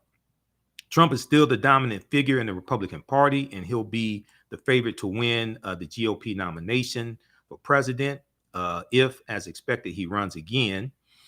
But he's much weaker this time, and I wouldn't be so sure he's going to win the nomination. I wouldn't be so sure he's going to win the nomination. Just like the pollster said it's going to be a red wave, I wouldn't be so sure. Okay, and I think in whoever runs against him, I think it's going to be a bloodbath also. Biden has a calendar problem, number 2, with Tuesday looking a lot better for Tuesday, November 8th, looking a lot better for Democrats than expected. It's possible we'll see some rallying around Biden. Presidents who suffered much more punishing midterms went on to win second terms. So give Biden his due, but it's hard to argue that Democrats overperformed Tuesday because of Biden rather than in spite of him. His approval rating hovering around 40% is dismal and has been all year. He'll turn 80 this month. And earlier this year, a majority of Democrats polled said they prefer someone else to be the party's nominee. Okay, that's stupid. I think a lot of people are going to change that. He has had the most successful presidency with a 50-50 Senate, and his party defied 86 years of history and maintains the Senate and only has a minimal loss in the House of Representatives. So I think people are going to rethink a lot of that nonsense. Okay. Let's see. Extremism is a Democratic issue too. Okay. All year. And especially in the closing days of the campaign,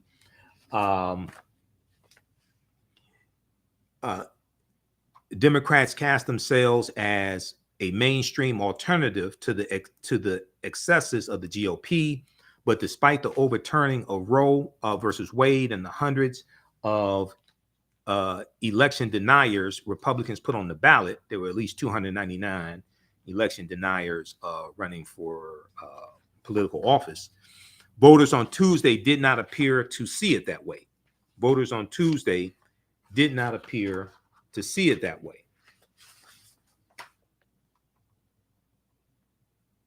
In preliminary exit polls, about equal portions of voters said Democrats and Republicans were too extreme. The exit polls mirrored a poll released just before the election by the center-left group Third Way.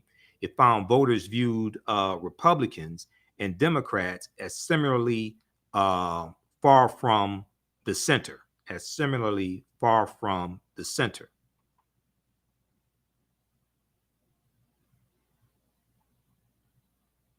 It hurts Republicans that abortion ranked high on voters' list of concerns, just behind inflation, and some of the most prominent Republican election deniers went down, including Doug Mastriano, who was running for governor in Pennsylvania, like Carrie Lake actually did lose. This article came out before Carrie Lake lost in Arizona, running for governor as well. Okay. Then also the Democratic map fails to grow. Another key takeaway. And okay, so read the rest of this here. Republicans and Kevin McCarthy are in for a tough 2 years. The math is still on the side of Republicans taking the House, and the political problem confronting a party anytime it gains power is that it will be expected to govern.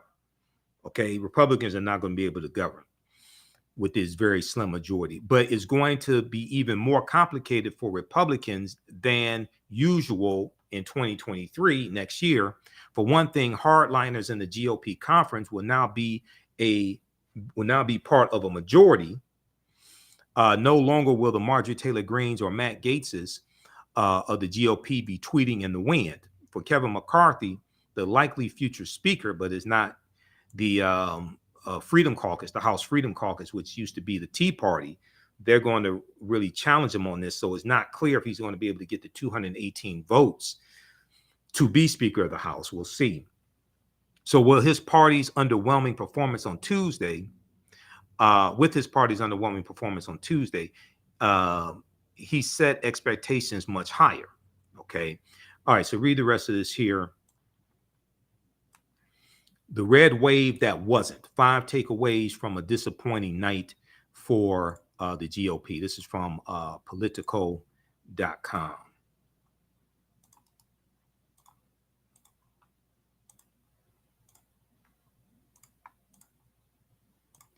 All right, now there was a good article from, okay, if we look at this here from NBC News.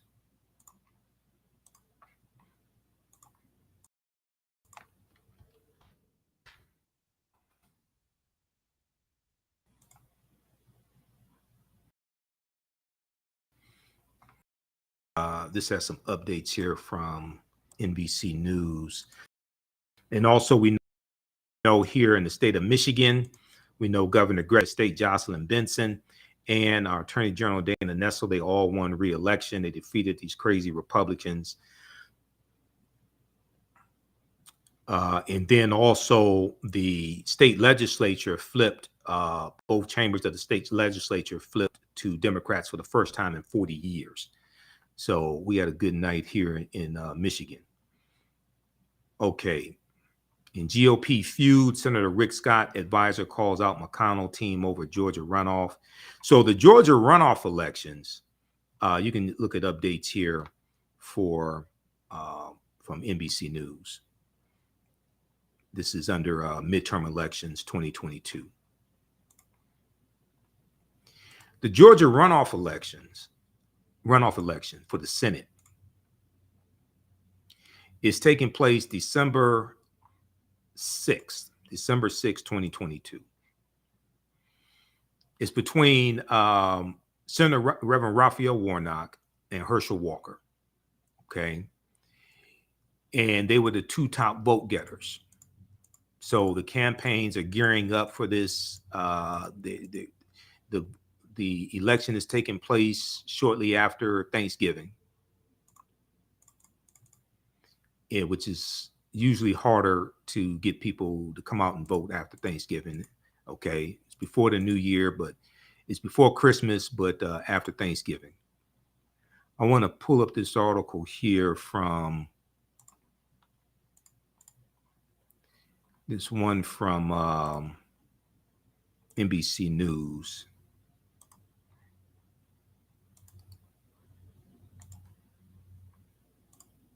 Hold on just a second here.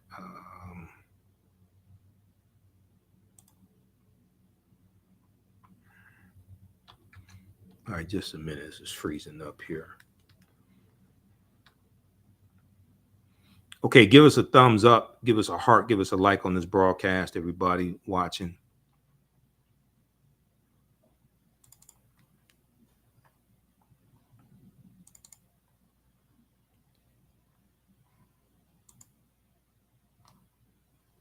Okay, I need the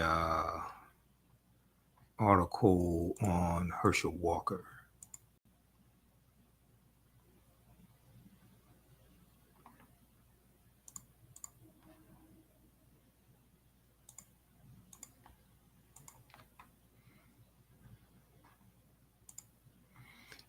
There was one piece that I saw. Walker campaign lays out strategy for Georgia Senate runoff, calling Walker completely unqualified. He's absolutely correct. Herschel Walker is completely unqualified.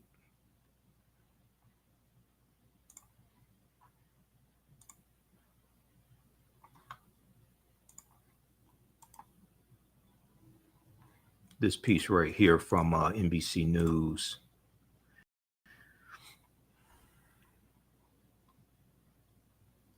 A Warnock campaign lays out strategy for Georgia Senate runoff, calling Walker completely unqualified.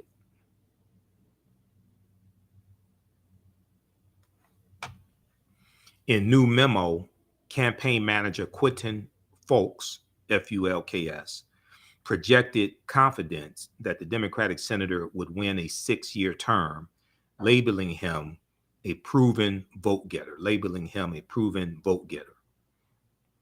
This is from November 10th, 2022. There's another article I'm trying to find here. Just a second, because this stuff is acting up on me. Hold on. Let's see.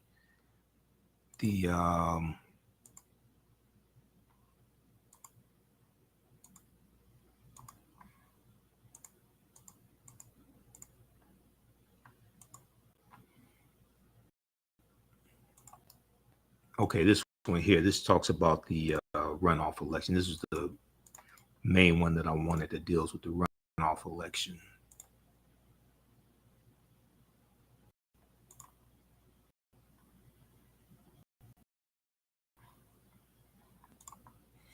Okay, so Raphael Warnock and Herschel Walker are headed to a December runoff.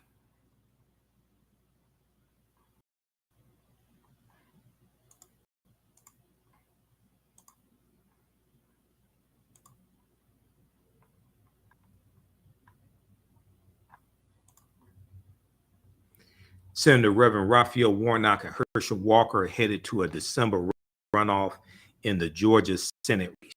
Okay. The contest pitted Senator Warnock, who was elected a 2020 special election, against Herschel Walker, a former football star who was encouraged by former President Donald Trump to run. So a lot of people are upset with Donald Trump because he picked a lot of these candidates who are unelectable. And this is something Mitch McConnell alluded to as well 2 or 3 months before, probably about 3 months before the election, like this past summer.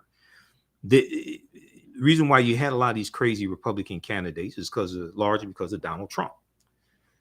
And he picked them. Now, the Georgia Senate race is headed to a runoff, NBC News projected Wednesday, with neither Democratic Senator Reverend Raphael Warnock nor Republican challenger Herschel Walker topping the necessary 50% required under state law to win on the first ballot, okay, in the general election. The runoff will be on December 6th. The Georgia Secretary of State's office said both campaigns were bracing for a runoff Tuesday night as results showed a close contest. Now, the contest pitted Warnock, who was elected in 2020, a special election, against Herschel Walker, a former football star who was encouraged by former President Donald Trump to run. Walker, a first-time political candidate, drew an early endorsement from Trump and all but cleared the Republican primary field. Now, Herschel Walker used to play in the USFL for the New Jersey Generals, and the New Jersey Generals was a football team that Donald Trump owned, okay? So that was the connection between Donald Trump and Herschel Walker. And Donald Trump, you know, him picking Herschel Walker is really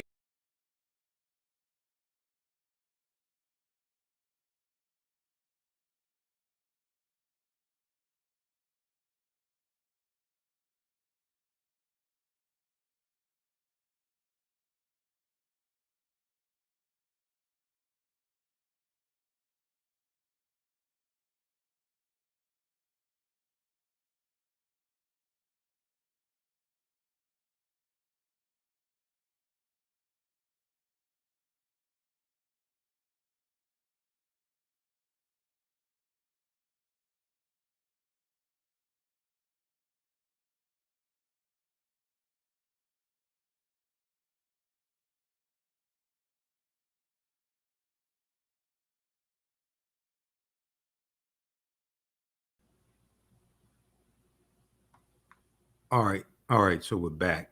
Okay. We're back. We lost connection there. Okay. So Herschel Walker got the nomination because of Donald Trump.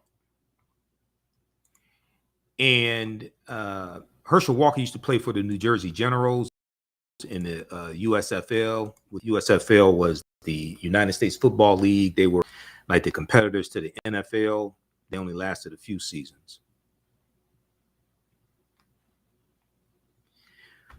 So Donald Trump used to own the New Jersey Generals, and that was a team that Herschel Walker played for. So that was the connection there. And Trump picks Herschel Walker to run against Senator Raphael Warnock because they want to pit they want to pit one black guy against another black guy. And to Donald Trump, it doesn't matter who the black candidate is, okay, or how dumb they are. This gives a lot of white people in Georgia the excuse to say, hey, I'm not racist. I voted for the black guy, okay? But Herschel Walker is totally unqualified to be a U.S. senator. He doesn't understand politics. And he's going to do the bidding of the white nationalist party, the GOP. So he's going to support policies, generally speaking, that are not beneficial for African Americans. So this is why Reverend Warnock definitely has to win this race. Okay, so check out that article from NBC News also.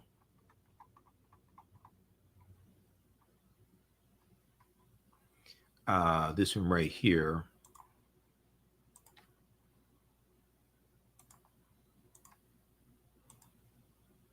Senator Raphael Warnock and Herschel Walker are headed to a December runoff in the Georgia Senate race.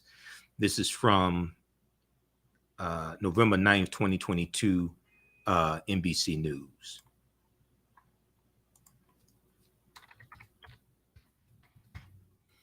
So if Democrats win that race,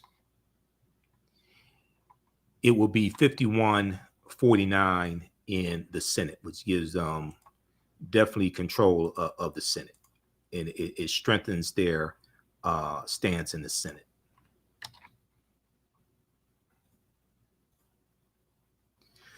Okay, you all can support the African History Network, $ the AHN Show through Cash App, $ the AHN Show through Cash App, also through PayPal, paypal.me / the AHN Show. This helps us keep doing the research and stay on the air, keep broadcasting, pay some of the bills, etc. We definitely need your support, because when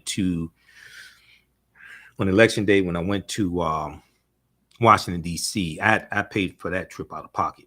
Okay, so that trip, that was, all things considered, that was about $700. Airfare, hotel, all that stuff, that was about $700. We have the information on the homepage of our website,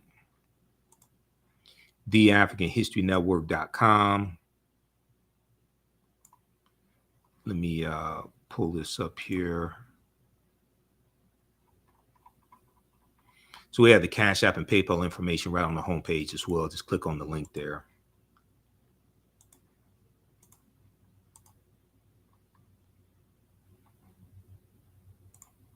Okay, now this is our official Cash App account, $ the AHN Show is our tag, $ the AHN Show. When you go to it, it says Michael, okay, and it usually shows my picture there.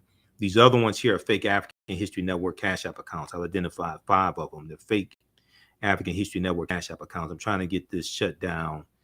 I had Cash App launched an investigation. They're extremely slow because these fake accounts have been stealing money from us. Here's our tag. You can click right there on the link, and it takes you right here. So you have the barcode right there also. Okay. And then we have the link for PayPal as well. And then my DVD lectures are there on the homepage, as well as the information for our online classes. When you scroll down, it has the info for the lectures, and you can watch this YouTube video right here. This is the interview I did with Professor James Small, dealing with the film The Woman King and the Real History of the West African Kingdom of Dahomey. It's on our website. It's on our YouTube channel, but we have the video here on our website also. If you scroll down past the information for the online classes, it has my DVD lectures, some of my lectures, and this one right here is on the film Black Panther. So that's $10. That's the almost 3-hour lecture on the film Black Panther. So we have that shipping out this week. I'll post a link here on the thread of the broadcast also.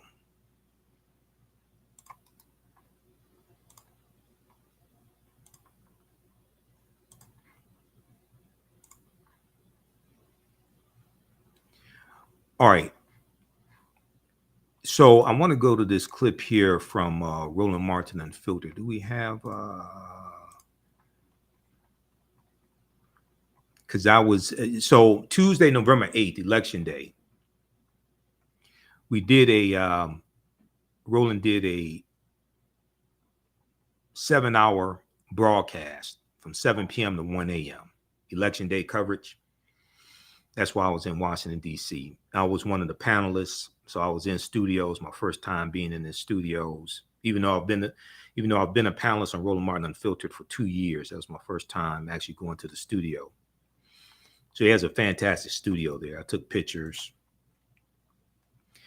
and we ended up doing 8 hours. So it was about 3 a.m. when I left the studio, and I had to head back to the hotel.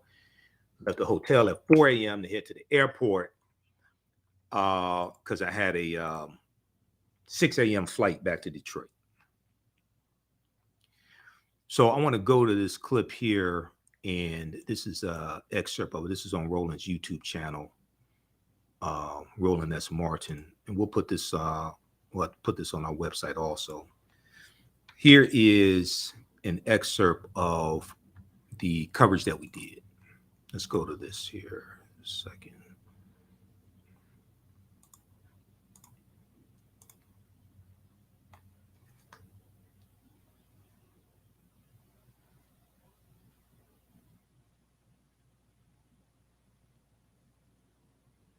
Okay, let's go to this clip. I really don't see that in the state of Florida, and I think that's going to be reflected, unfortunately, what we're going to see tonight. Well, Michael, one of the things that we can see, look, what's happening in Michigan, obviously, you've got a huge gubernatorial race there, but you also have, you know, the ballot issue that when it came to redistricting and what Republicans were doing there in that state, they tried to keep the abortion issue off the ballot. Right. I mean, people need to understand how Republicans are desperately using their power in order to try to dominate politics. Absolutely, and when we look at how Republicans fight, they fight with a purpose. This is why I said on your show Friday, I said on Faraji Muhammad's show, The Coach Show, on Monday, we have to stop telling the African Americans to exercise your right to vote. You don't vote for exercise. If you want to exercise, go to the gym and work out. You vote for power. Republicans utilize what they have to wield power, to maintain power. We have to understand that as well. We see the what's going on with in Michigan, and what happened was Jocelyn Benson, the Secretary of State Jocelyn Benson, she put out a 54-page report refuting all of the big lie claims that Republicans made in Michigan. Republicans control the state legislature in Michigan. We have Governor Gretchen Whitmer, a Democrat. But Republicans still pushed to get Proposal 2 on the ballot to get more voter restriction laws on the ballot as well, okay? They're voting to maintain power, and we have to understand this and do the same thing. Avis, that was one of the things that the Republican who's running for governor of Wisconsin said. He said, I win, we will never lose any election. They've already gerrymandered that state. Even if Democrats get 55% of all votes, they still won't have control in the legislature. And so what we're talking about here is people have to understand the apparatus that is at play. They have to understand that the other side, they are playing for keeps. They want to use their power to be in complete control. And Democrats have to be on a warlike footing, if you will, as well. Understand, you're in a battle. When Biden says we're fighting for the soul of America, look, that ain't just a statement. That's for real. It is. And the challenge, though, is that Republicans tend to bring an Uzi and Democrats tend to, butter knife to the fight. And the problem is, just as was stated, we don't really understand the stakes. We don't seem to message well the stakes. We don't put the long-term investments in that we need to into communities so that people understand everything that's happening. And then in the last couple of months, you just can't say, okay, well, we did all this, vote for us now. You have to have continuous messaging, continuous work in that area. Plus, you need to understand that you are up against a party that literally does not want democracy. They don't want it. Okay, so we have to do everything that we can to fight back to protect it, because just like it is here today and hanging on by a thread, it could be gone tomorrow. Monique, that's the thing that you heard, of course, Biden give the speech last week talking about the threat to democracy. You've had Republicans panning him, folks out there like Glenn Greenwald. Oh my goodness, oh, the world is going to end. But it is real. If the Secretary of State, this fool, wins in Arizona, then you got Carrie Lake, she wins, let's say the governor. Then all of a sudden, if they decide to say, we're not going to certify any election results, we now have total disarray. You already have Republicans who are saying they've got lawyers lined up in every single major state, all states in this country. And so many of these battles are going to be fought in the courtrooms. And so when we were talking about why it was huge that Trump was there, because who are they going to be trying to seek out? Trump-appointed federal judges to try to follow through. And if the Supreme Court is the backstop, that's scary as hell with this Supreme Court. Yes, and because it's scary and because democracy is at stake and it's my first opportunity to speak tonight, I'm going to say to everybody who's listening right now, go vote. There are just a few polls that are closed. For the majority of this country, they're open. People in Arizona have hours left where they can go and vote. And I think that is still what's important tonight. We have plenty of time to do like the postmortem on everything that the Dems did wrong, the Repubs did wrong, everybody did wrong. But for tonight, it is urgent that people realize that they still have an opportunity. These races may come down to 50 votes, 100 votes. Well, look, Shira Beasley lost for the Supreme Court in North Carolina 2 years ago by 401 votes. Remember, in Virginia, who controlled one of the chambers was decided by a coin toss. Yep. Yeah. Right. Because it was tied. Yeah, right. I So- mean, and right now, you know, it's 4 o'clock places where some of those elections are going to matter. So I would urge people to utilize the time that they have. Listen to us on your phone and go get in line. Yeah, stay in line, but you can watch this while you're also online.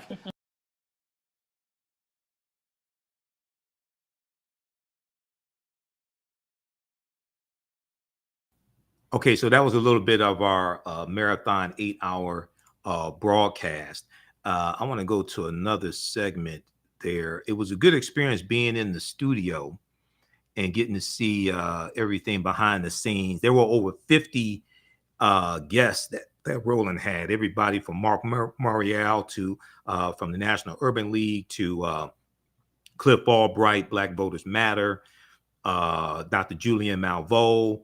I was in the studio with Dr. Julian Malveaux, who I already know, but it's good to see her again as well. The economist, Dr. Julian Malveaux, and attorney Monique Presley was sitting next to me.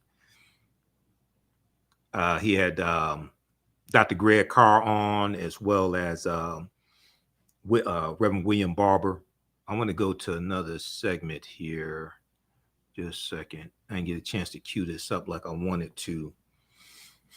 So I've been so busy. Let's see here.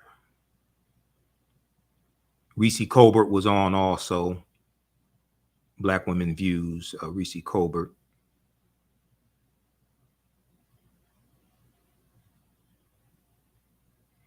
We'll share some more segments on this coming Sunday.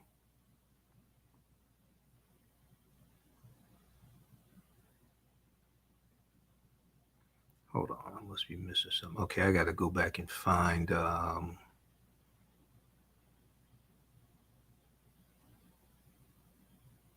was trying to find another segment that I'm in, but it takes time to go through. This is an 8-hour broadcast. It takes time to go through and find these different segments.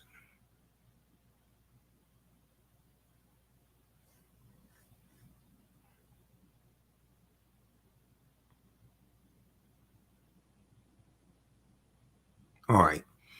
I have to look for this later. Hold on. Let's see here. Here's one.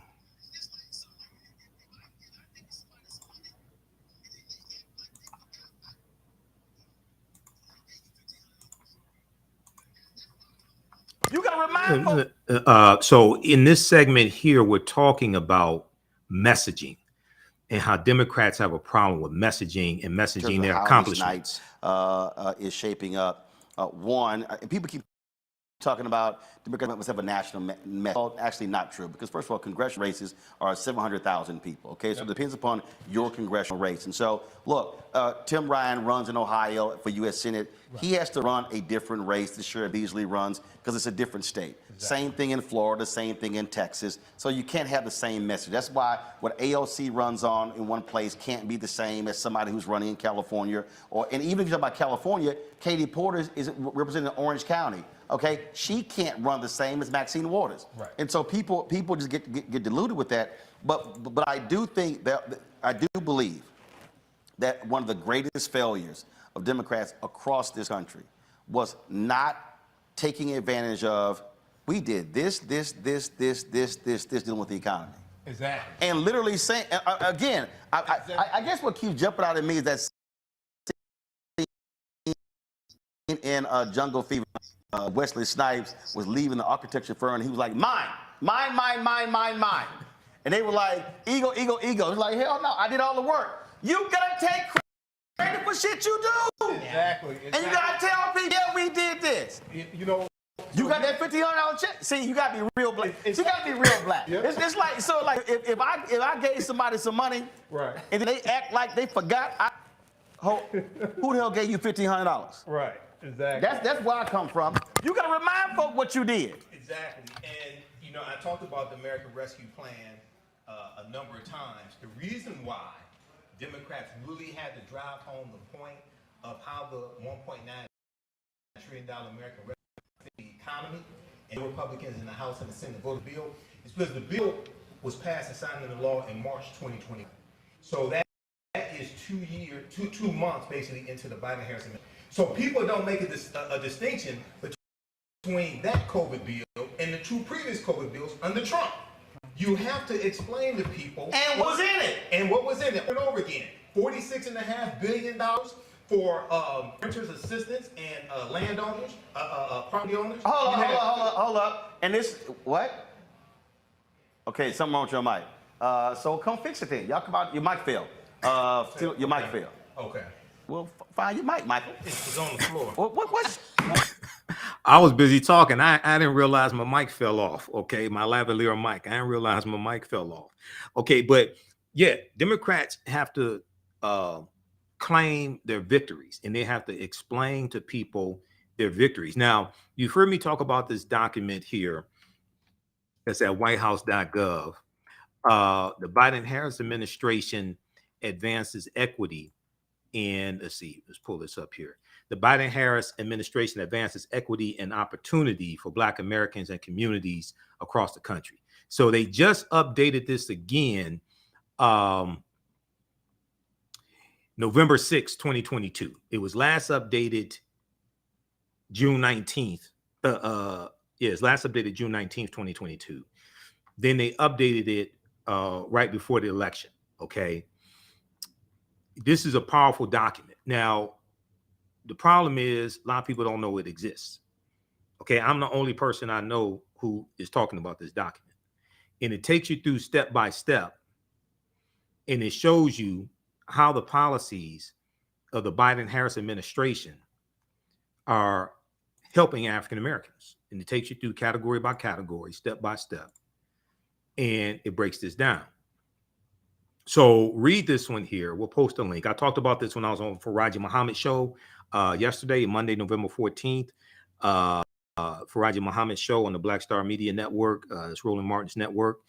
And we were talking about midterms. We also talked about the film Black Panther. So check that out at Roland S. Martin on YouTube, on Facebook, and download the Black Star Media app as well. So it breaks down economic opportunity for Black families and communities, lowering energy costs. So it goes in and talks about how the Inflation Act, because this updated information includes the Inflation Reduction Act, okay? And it shows how that's going to help African Americans. No Republicans in the House or the Senate voted for the $1.9 trillion voted for the Inflation Reduction Act. No Republicans in the House or the Senate voted for this bill, even though they're yelling and screaming about inflation. Okay, President Biden has led the most equitable economic recovery on record, creating nearly 10 million jobs since coming into office and helping create new economic opportunities for African Americans, including Black-owned businesses, and made long overdue investments in Black communities. The Biden-Harris administration's vital policies and programs include lowering energy costs and creating economic opportunities through the Inflation Reduction Act. They go through and break that down. I'm just going to highlight a few things here because I got to move on to the next topic. Making home efficiency upgrades more affordable. Households can save up to 30% with tax credits for efficient heating and cooling. That will save them hundreds of dollars on utility bills. So they go through and explain that a lot as well. Creating economic opportunities and good paying jobs. The Inflation Reduction Act spurs solar project development in environmental justice communities by providing a 20% bonus credit for solar projects on federally subsidized affordable housing projects and a 10% bonus credit for solar projects in low-income communities. Okay, so read the rest of that. Providing relief to farmers. The Inflation Reduction Act includes $5.3 billion that will provide relief for tens of thousands of farmers, including African American, Latino, and Native American farmers. Of that money, $3.1 billion will help distressed borrowers pay off their farm debts without ultimately taking the land or making the farmer ineligible for future assistance. Now, nobody talks about this. How many people have you heard talk about this that's in the Inflation Reduction Act and how it will help African American farmers? Who have you heard talk about this? Who have you heard explain this? An additional 2.2 billion will go to farmers who have suffered discrimination by the U.S. Department of Agriculture farm programs, and that's a lot of African Americans, because we've lost African American farmers have lost something like 12 million acres of land over the last 100 years. Making critical investments in Black families and communities in the American Rescue Plan. So they go through, break that down, historic expansion of the child tax credit. We need to get the child tax credit back. It probably won't pass with Republicans in control of the House, but the 2024 election, you can, if Democrats take back control of the House and keep the Senate, you can get that passed and expand the margin in the Senate to get like 52, 53 Senate seats, so you can do a carve out to the filibuster. I don't think Republicans in control of the House, I don't think they're going to vote for this, but we'll see. Supporting child care providers and reducing child care costs for Black families. Black families are nearly 2 times more likely than white parents to have to quit, turn down, or make major change in their job due to child care disruptions.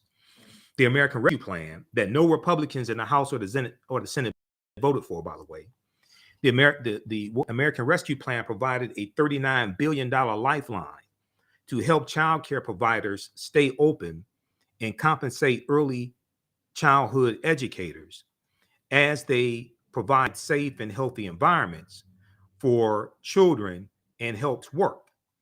States have already delivered American Rescue Plan stabilization grants to more than 200,000 child care providers, 1 in 5 of whom are African American. 1 in 5 of whom are African American, 20%, serving as many as 9.5 million children and their families. Who's explaining this to you? In most states, providers in at least 98% of counties received aid. Okay, so read the rest of that. Rescue Plan tripled the earned income tax credit for 17 million workers without dependent children.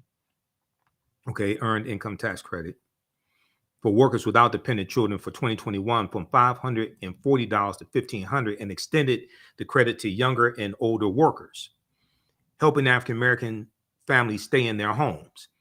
President Biden's American Rescue Plan has helped African Americans stay in their homes by providing emergency rental assistance. Of the $25 billion in rental assistance that was spent in 2021, African American families were the largest group that received this help, representing more than 40% of the aid recipients, but with 13.6% of the population. But we represented more than 40% of the aid recipients receiving the $25 billion for rental assistance. There was also rental assistance for landowners as well. There was rental assistance for renters and landowners who rent homes, apartment buildings, etc. Okay, so and they talk about the Emmett Till anti-lynching bill, Jessica Ketanji Brown Jackson. They go through category by category, break this stuff down. Extending a lifeline to struggling small businesses through the $1.9 trillion American Rescue Plan that no Republicans in the House or the Senate voted for, and the equitable implementation of emergency relief programs. President Biden and Vice President Kamala Harris have fostered the strongest recovery for Main Street, everyday business, everyday people. In 2021, Americans applied to start 5.4 million new businesses, more than 20% higher than any previous year on record. And with new business creation, especially strong among entrepreneurs of color, the American Rescue Plan provided emergency grants, lending, and investment to hard-hit small businesses, including African American-owned businesses, so they can rehire and retain workers. The Paycheck Protection loans, there was another round of that in the American Rescue Plan, so they can rehire and retain workers and purchase the health and sanitation equipment they need to keep workers safe. This includes new $10 billion state small business credit initiative, which will provide growth capital to early stage companies and Main Street small businesses in economically disadvantaged areas, including minority-owned businesses. Okay, so go through and read the rest of this. This is over 22 pages. The one that was updated June 19th, 22, I printed that one out. That came to 22 pages. I haven't printed this new one out yet. I just updated a few days ago. Okay, but share this with all the Simple Simon ass people on social media. They talk about Biden-Harris administration hasn't done anything for black people. They don't read. And every time they open their mouth, they prove that they don't read, and they prove how ignorant they are. Share that with the Simple Simon asses. Okay, I want to go to this next. How's everybody doing? Give us a thumbs up, give us a heart, give us a like on this broadcast as well. This person here, let's see.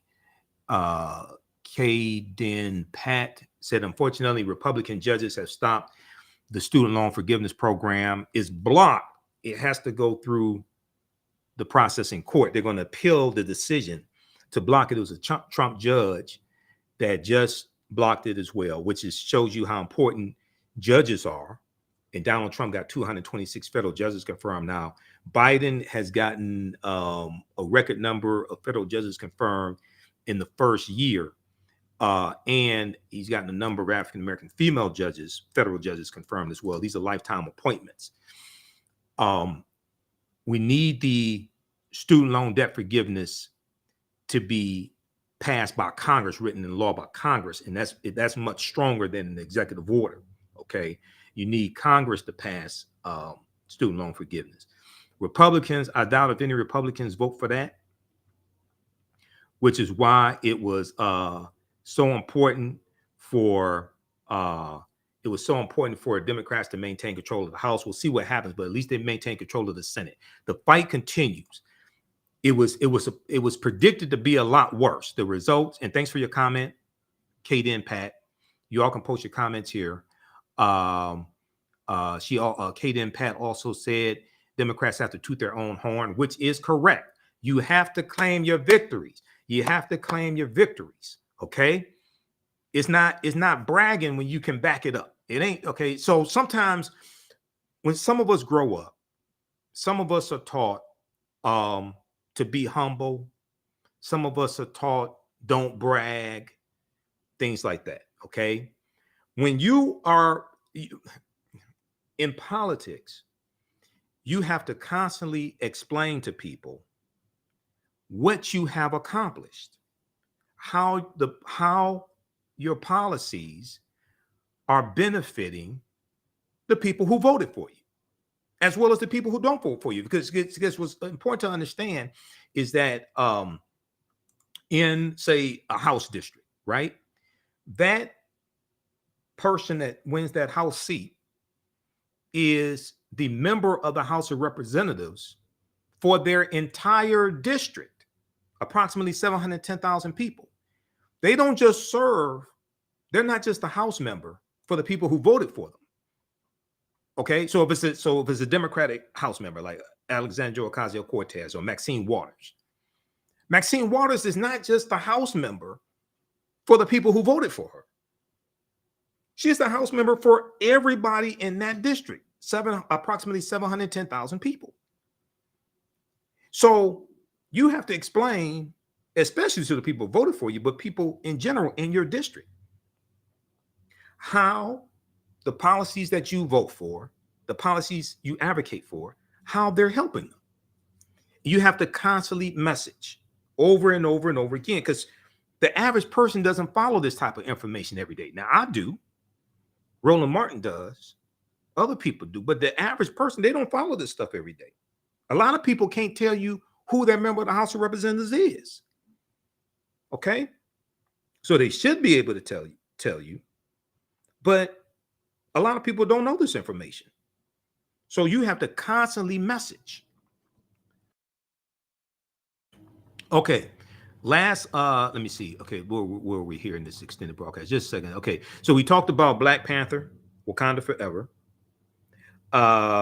We talked some about the midterm elections, and on my Sunday show, this coming Sunday, we'll talk more about midterm elections as well. Democrats maintain control of the Senate, which is huge. We talked about Senator Raphael Warnock and Herschel Walker, okay, and their Senate runoff race.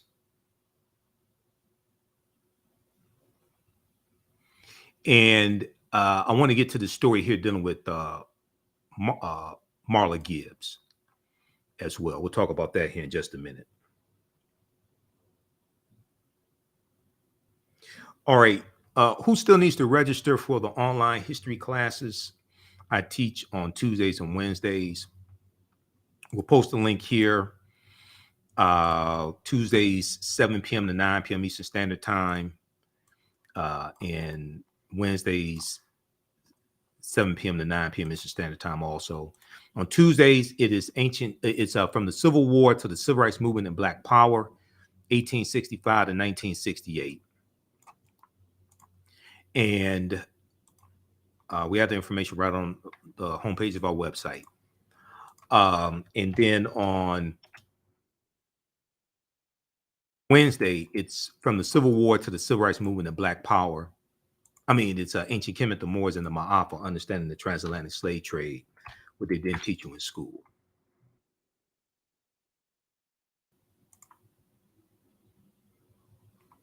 So the class is on sale, $60, regularly $130. It's a big discount.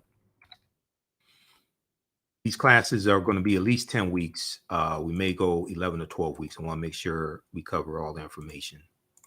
It's a ton of info in the class. We do a PowerPoint presentation. We have book references, articles, video clips. We have a bundle pack. You can register for both classes for $100. It's actually $100 for the bundle. Okay, I have to update the website. It's actually $100 for the bundle because I changed it. I dropped the cost of the bundle. And here is our Tuesday class from the Civil War to the Civil Rights Movement and Black Power. Because today we're going to deal with the Jim Crow era. We've already dealt with the Civil War and Reconstruction. So this is one of the binders that I teach from. And we show you the articles on the screen. We have book references, video clips. I put together, there are actually two binders that I have, like information, this much information. There are actually two binders that I have that I teach from for the class. I think today we'll get to the Mississippi State Convention of 1890 also. Okay, so we posted a link here for the classes. So register for those, please. Thank you.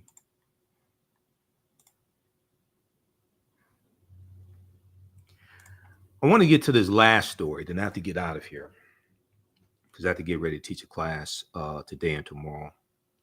So I have a lot of work to do. I saw this story dealing with Marla Gibbs.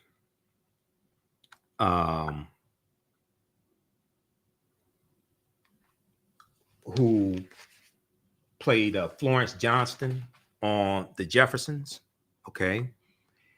And she was Mary Jenkins on 227. I saw this article from AtlantaBlackStar.com, and I posted it on our Facebook fan page, The African History Network, when this article came in. And this article came out November 3rd, so it was before the midterm elections when I posted it. It got thousands of likes on our Facebook fan page, The African History Network. I also posted it in the World Facebook group that I'm in. I posted it there as well, okay? Because I'm a big fan. People that know me, they know I'm a big fan of the show A Different World. That show is such a powerful show. And it came on when I was in high school, and then in college. So, I mean, that show changed a lot of our lives and inspired many of us to want to go to college or do better in college.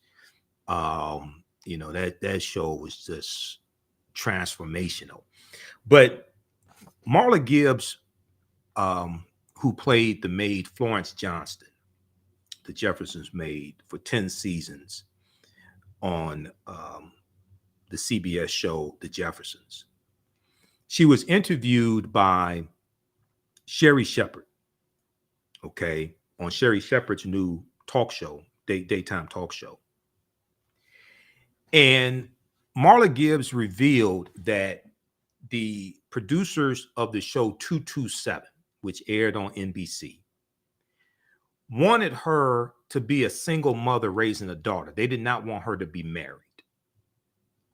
And Marla Gibbs said that she said she told them, I will not do the show man. I will not do the show without a man. And she explained how she had to fight to portray a married African-American family. And she fought to have an African-American husband on that show. And I like the show 227. I watched the reruns on Hulu. It was a really good show. I think it was better before Jackie Harry left. She also talks about how she fought to have Jackie Harry on the show play Sandra as well. Okay, so this is a fascinating story here. The legendary Marla Gibbs, who I think is underrated. She's 9 years old. She just got her star on the Hollywood Walk of Fame. I think Marla Gibbs is still underrated. Okay, but the legendary Marla Gibbs appeared on the Sherry Shepherd show, where she received praise for her beauty and groundbreaking career in entertainment. Now, the actress, best known for playing housekeeper Florence Johnston, now they misspelled her name, her character's name is not Florence Johnson, it's Johnston with the T. Okay, but we forgive AtlantaBlackStar.com. They do some good reporting. The actress best known for playing housekeeper Florence Johnston on the beloved sitcom The Jeffersons also played Mary Jenkins on 227. She was recently cast in season 19 of Grey's Anatomy. Grey's Anatomy is still on the air. And the Snoop Dogg produced film Bromates. The Snoop Dogg produced film Bromates. Now, Sherry Shepherd was present when Marla Gibbs received her star on the Hollywood Walk of Fame in July 2021. And Marla Gibbs said, "Oh, it was so fabulous." Gibbs said of her big day, "I never expected it. That was all Regina's idea," referring to Regina King, okay, who played her daughter Brenda Jenkins on the show 227. Here's a picture of Marla Gibbs here, 91 years old. Now, Marla Gibbs was also on the episode of, at least one episode of the TV show A Different World. She played the principal at the school that Whitley was a substitute teacher at. If you remember in season 6, she played the principal of the inner city school, okay? They also had an episode in season 6 with Billy D. Williams on as well, okay? And we know that Billy D. Williams had a cameo on The Jeffersons, and Florence Johnston was Billy D. Williams' biggest fan, right? Okay, so Sherry Shepherd clarified that fellow star Regina King was responsible for getting everyone on board with getting Marla Gibbs a Hollywood star. She said, quote, "They turned us down the first year," said Marla Gibbs, who feels much younger than she is. She said, "I think somebody got that wrong. I'm 30. I'm 30 years old," said the woman who jokingly turns that age every year. She turns 30 every year. It sounds like Jack Benny turned 39 every year. So Sherry Shepherd reminded the audience that Marla Gibbs brought the idea of the show 227 to Jefferson's creator, Norman Lear.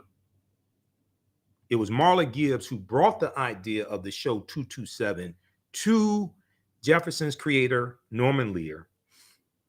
And Norman Lear was the developer of the TV show Good Times, which was created by Eric Monty and Mike Evans, or Michael Evans. And Michael Evans was the first Lionel on the Jeffersons. And Eric Monty and Michael Evans were writing partners. And when you watch the Good Times at the end of Good Times, when they show the credits, every episode it says created by Eric Monty and Mike Evans. And the character of Michael Evans, the youngest son, is named after Mike Evans, co-creator of Good Times, who was the first Lionel on the Jeffersons. Now, Marla Gibbs then revealed that the show 227 was initially a play that ran for 6 months, and she starred in the play as Mary Jenkins. It was seen by Brandon Tartikoff, who was the president of NBC from 1981 to 1991. I remember when Brandon Tartikoff was the president of NBC. And when The Cosby Show came out in 1984, NBC moved from last place to first place. They had The Cosby Show, then they had Family Ties, they had Cheers, they had Golden Girls, 227, Miami Vice, but The Cosby Show, that show was so phenomenal. It took NBC from last place to first place. You just had 3 networks then, okay? NBC, ABC, CBS. Marla Gibbs said, so when Norman Lear finally came to see it, which I had invited him, but then he heard about it, he said, I hear you have a good play. I said, yeah. He said, well, I want to see it. I said, well, you better come tomorrow because we're closing. Okay. Now, I don't know if she ended the sentence by saying child, okay, because we're closing child. Because on the TV show 227, oh my God, I haven't heard so many honeys and childs since, probably maybe when I was in Mississippi when I was 6 years old or something like that. I don't know, but that show has like a down home Southern feel to it with Helen Martin playing Pearl Shea, the veteran actress Helen Martin, who was Weeping Wanda on Good Times. And you have Elena Reed Hall, who was Susan on Sesame Street, who was Gordon's younger sister, Susan on Sesame Street, Elena Reed Hall. Now, due to their first and legendary series, Norman Lear offered, the Jeffersons, Norman Lear offered to also produce 227 with Marla Gibbs. So Marla Gibbs said, so I said, okay, that's home. I'm already doing the Jeffersons. But check this out. Now, this is the same thing that Norman Lear and the white people who controlled Good Times did to Esther Rolle. I'm gonna give you some background history on this. Marla Gibbs said, but then when I got it, the script and all that stuff, what they put together, Norman Lear had 2 other producers who were also African Americans, but they did not agree with anything I wanted to do. Now, she's the one who came up with the idea of 227 based upon the play that she was starring in. Okay? The 227 play. She's the one that comes up with the idea of the TV show. She said, Marla Gibbs said, when they wanted her character, Mary Jenkins, to portray a single woman, to which Marla Gibbs replied, I will not do the show without a man. I will not do the show without a man. Now, in the play 227, she had a husband in the play. For those who watched 227, Marla Gibbs' character was married to Lester Jenkins, portrayed by Hal Williams, African-American actor Hal Williams, who also played Lester Jenkins in the play. So you go from a play to a TV show. She has a black husband in the play, but Norman Lear, you want her to be a single mother raising a black child. You want to cut the black man out like you did John Amos when you fired John Amos at the end of season 3 of Good Times because you didn't like the portrayal of a strong black father. You wanted a buck dancing Negro like JJ. You didn't like the portrayal of a strong black father, Norman Lear.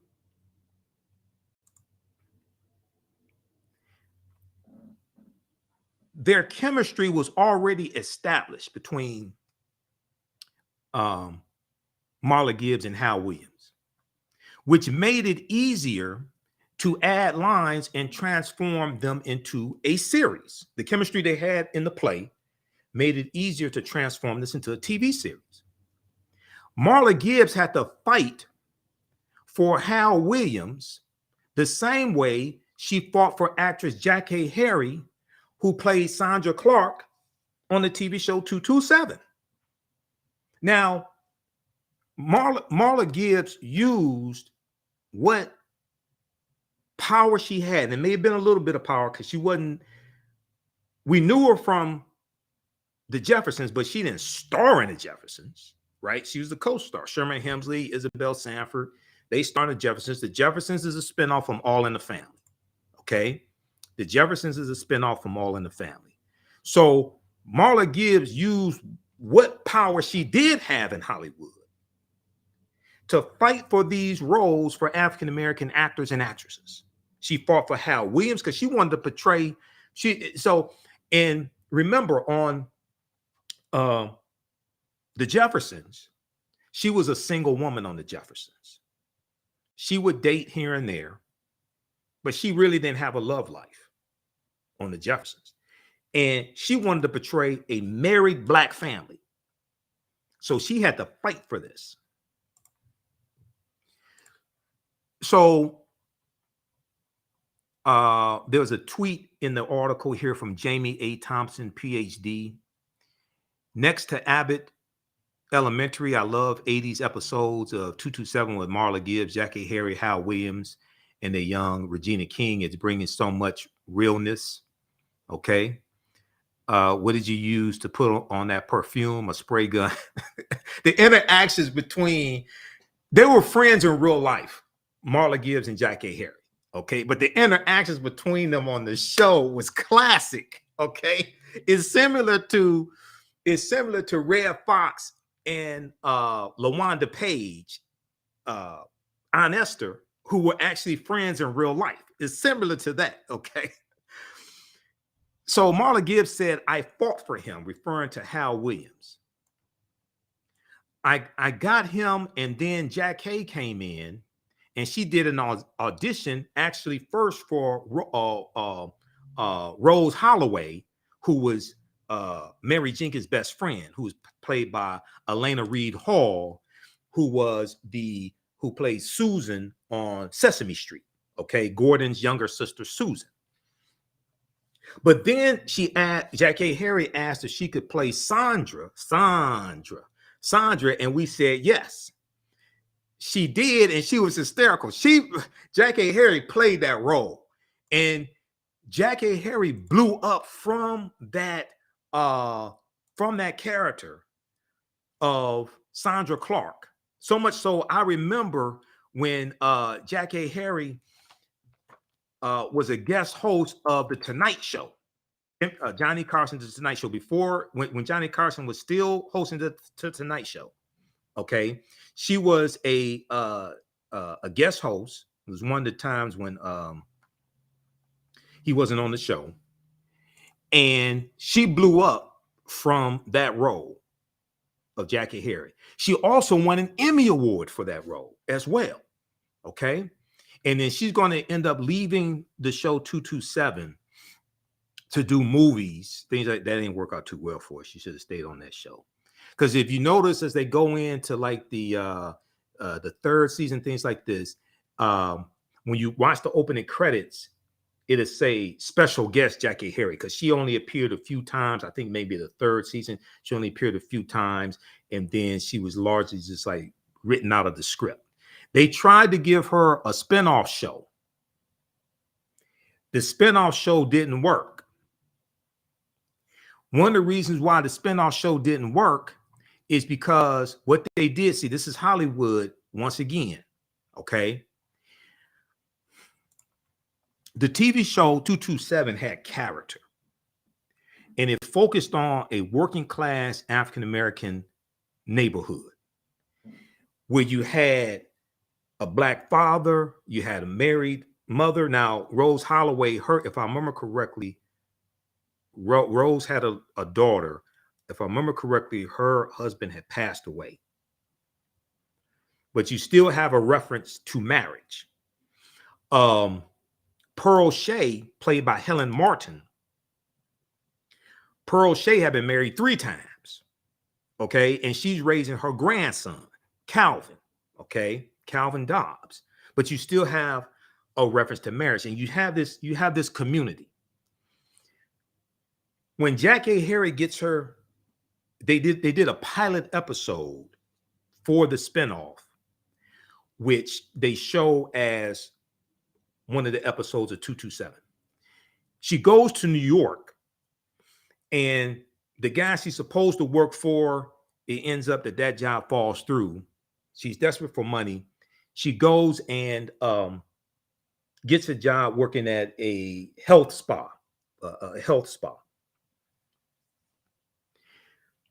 She's the only African-American character, except for one African-American guy who works at the health spa. All the other people are white. And she ended up not getting the show. They did a pilot. I don't think it tested well. But look at what they did. They built a loyal African-American audience, because we saw us and we saw this community, this black family and this black community. Then one of the stars of the show, you give them a spinoff and you drop her into a sea of white people. And you totally change the dynamics that drew us to watch 227 in the first place. When you do that, you also lock out a lot of African-American actors from opportunities, because you give those opportunities to white actors and actresses.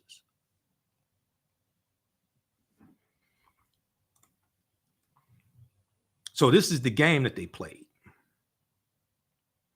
All right, now, in 1987, Jackie Harry became the first African-American woman to win an Emmy Award for Outstanding Supporting Actress in a Comedy Series for 227. Jackie was fantastic in this role, all right?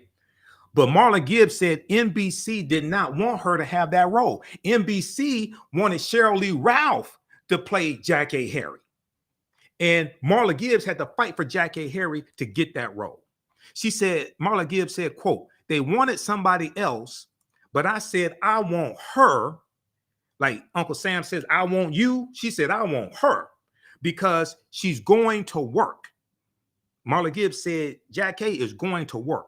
The other person I loved, but nobody would believe she lived in this building, okay? She was just sophisticated, Marla Gibbs insists, but Jackie was hysterical. Now, Jackie Harry's historic Emmy win paved the way for Sheryl Lee Ralph, who's a fantastic actress also. When we first saw Sheryl Lee Ralph in the Bill Cosby, Sidney Poitier movie, A Piece of the Action, okay? And she was one of the high school delinquents, okay? Sheryl Lee Ralph, brilliant, brilliant actress. Jackie Harry's win for Best Supporting Actress in the Comedy Series, the Emmy win, paved the way for Sheryl Lee Ralph to win the same award in early this year in 2022 in September.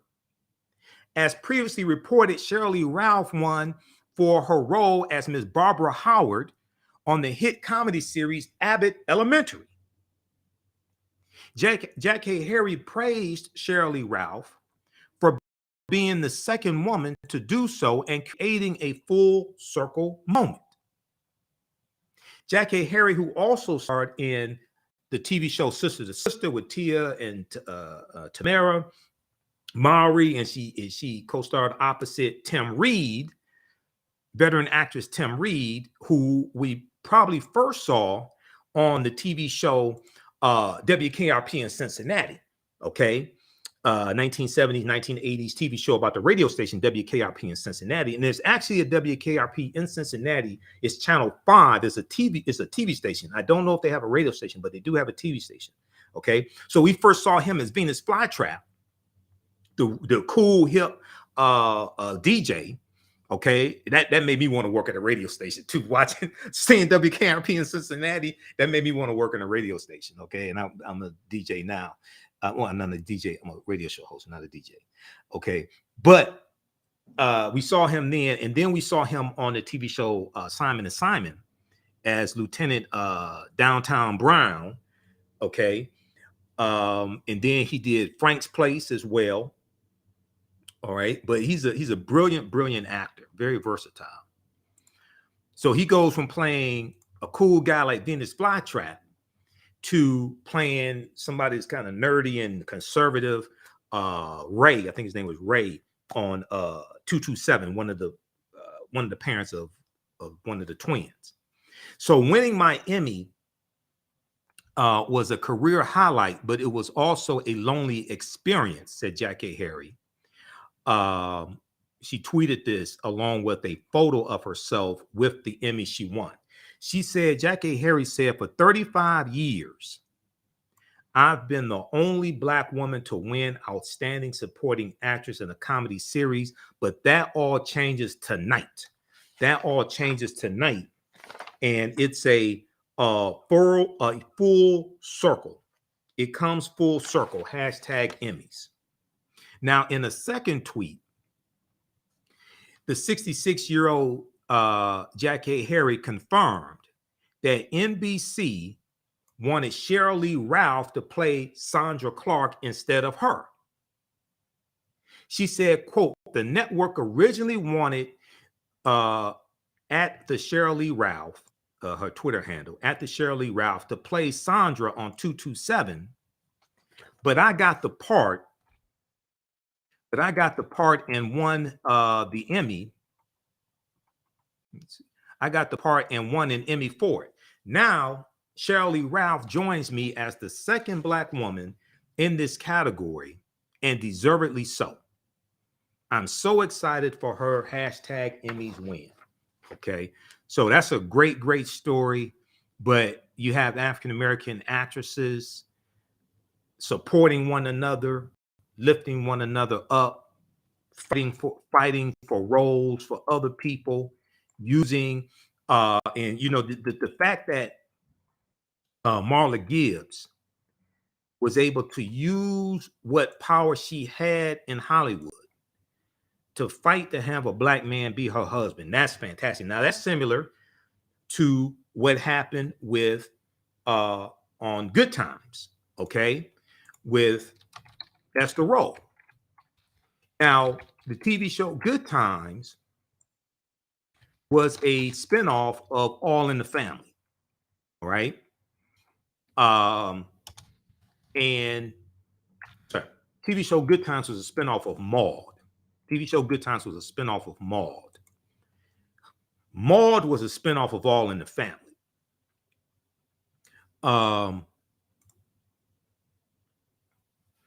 Maude was Edith Bunker's cousin, okay? And Maude was played by B. Arthur.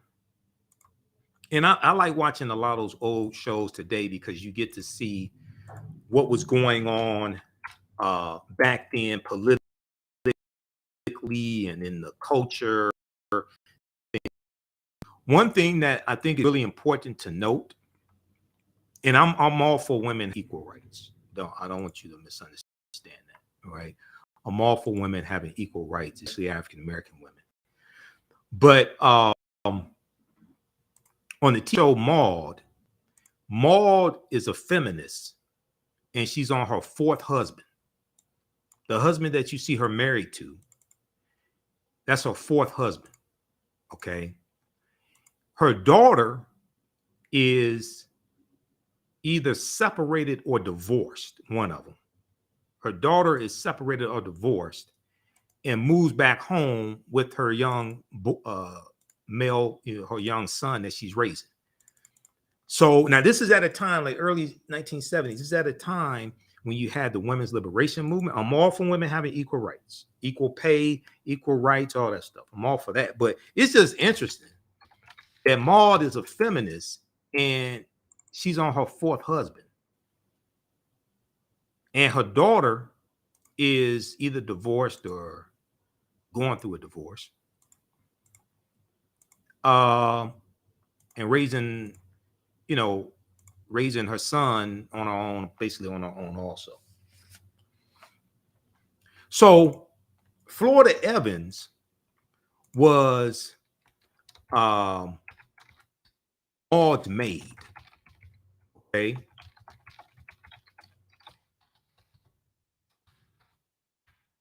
Florida Evans was Maud's maid, and she was married to a man named Henry Evans.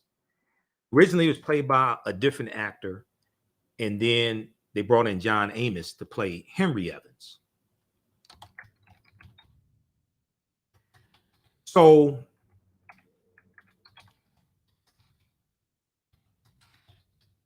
on the TV show Maud, John Amos, or Henry Evans, he was a firefighter. He was a fireman, right? The last episode that Esther Rolle appears as Florida Evans, they write into the storyline that John Amos' character, who was on the TV show Mary Tyler Moore, he was playing Woody, the sportscaster on Mary Tyler Moore. Okay, this is where we see him before. This is before Kunta Kinte. This is before Roots in 1977. Henry Evans gets a raise at work. He's a firefighter. He gets a raise at work. He's making more money, and he wants his wife to stop being a maid. So this is like the last episode where Florida Evans appears. Then, so she gets her spinoff show, Good Times, which is about her raising her family in the projects like the Cabrini Green projects. But the producers of the show and the developers of the show, like Norman Lear, they wanted her to be a single mother raising 3 children. But wait a second. She had a husband when she was a maid on Maud, a black man. She had a husband when she was a maid on Maud. You end her tenure on Maud with her husband getting a raise at work. So they're moving up economically, and he wants her to quit her job working for a white woman. But now that you give her her own show, you want to cut the black man out, Norman Lear. So Esther Rolle had to fight for Florida Evans to be married. Now, she was married when she was a maid working for the white woman. But now she gets her own show, and you want her to be a single mother, Norman Lear. So she fights, and they capitulate and let John Amos continue the role that he played on Maud. But they changed his name to James Evans. And then when they bring in his father's name is Henry Evans, but they had to have his father abandon his family, and they get reunited. This whole screwed up stuff coming through the lens of white supremacy. Now, it's important to note, Eric Monti and Mike Evans, they were writing scripts and they were writing roles that defied stereotypes. This is why Eric Monti, who's the co-creator of Good Times, this is why he came to Hollywood. Okay. And Eric Monti also wrote the screenplay for Cooley High. And the TV show What's Happening is loosely based on Cooley High, because in Cooley High, Preach, played by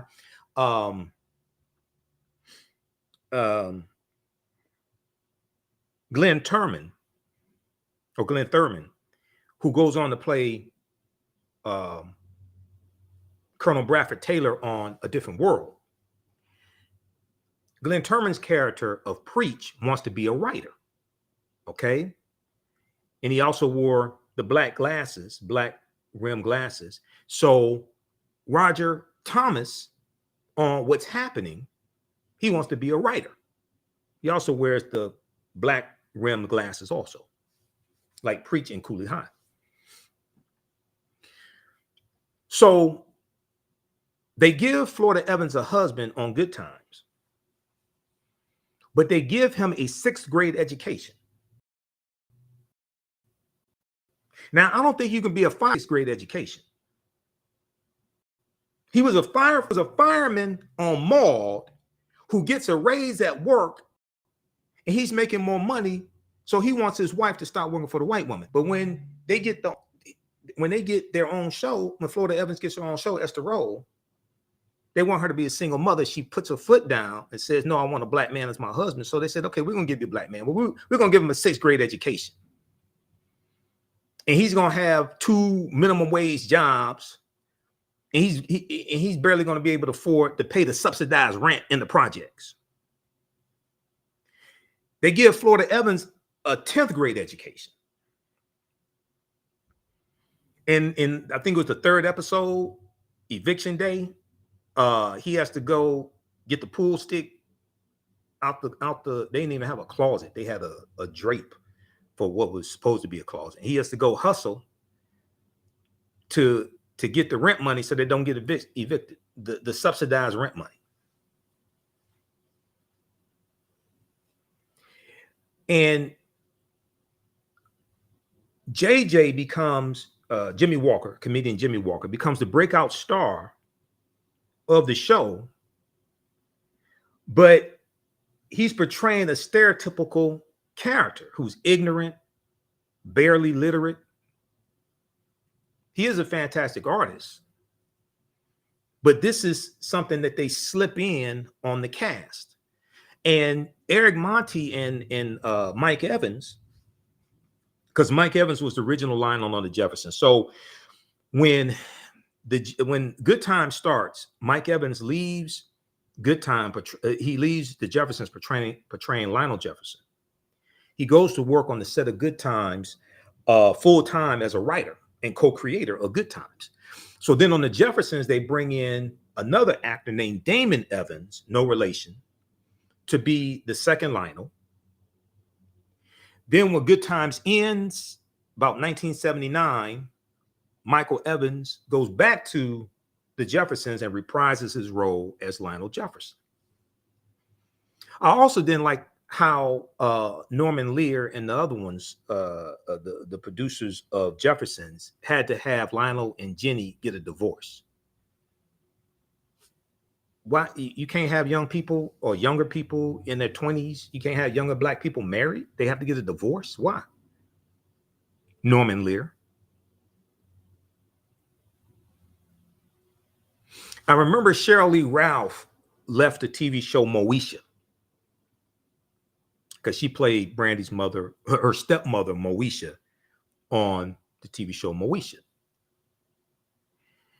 And she leaves after the powers that be of the show wrote into the script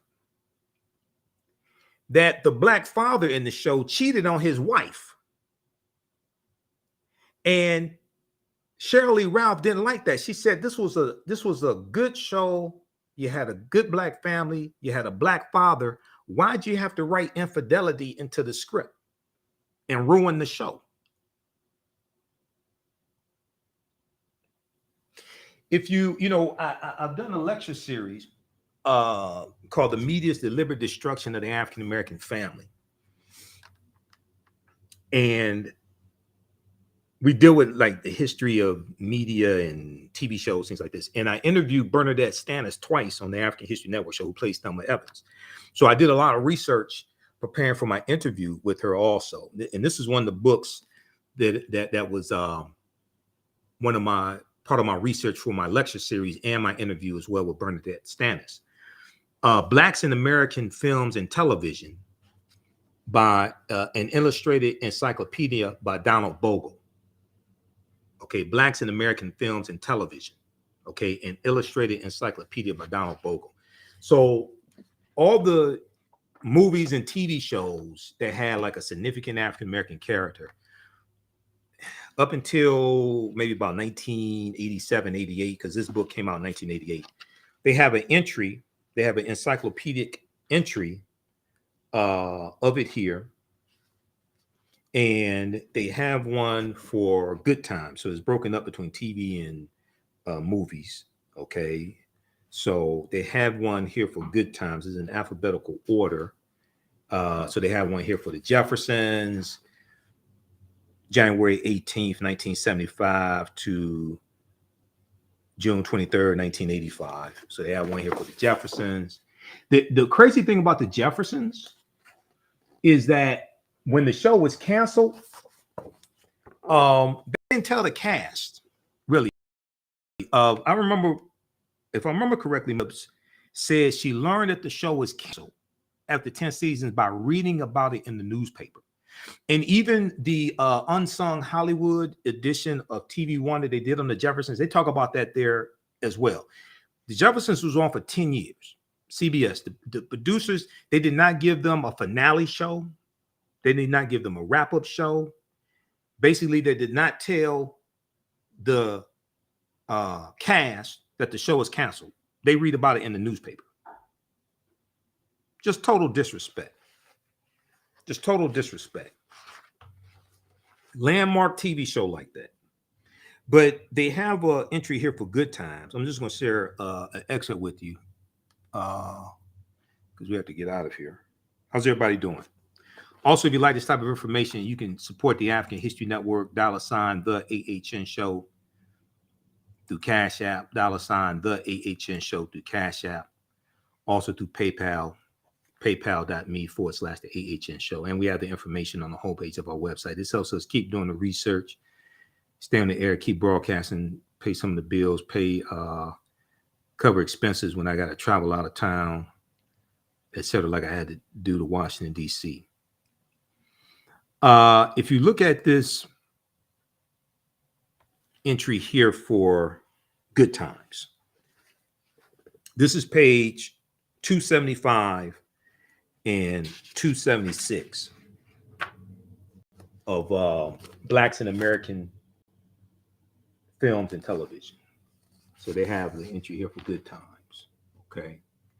Also, Give Me a Break is on there also. Nell Carter, Give Me a Break. Unfortunately, a stereotypical role taking care of a white family. So Good Times aired February 8th, 1974 to August 1st, 1979. Aired on CBS, created by Eric Monti and Michael Evans, developed by Norman Lear. Look at this right here. Developed by Norman Lear. Okay, I don't know if you can see this.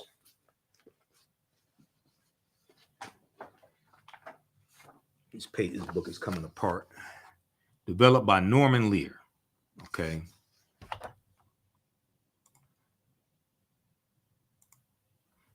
I want you to see all this here.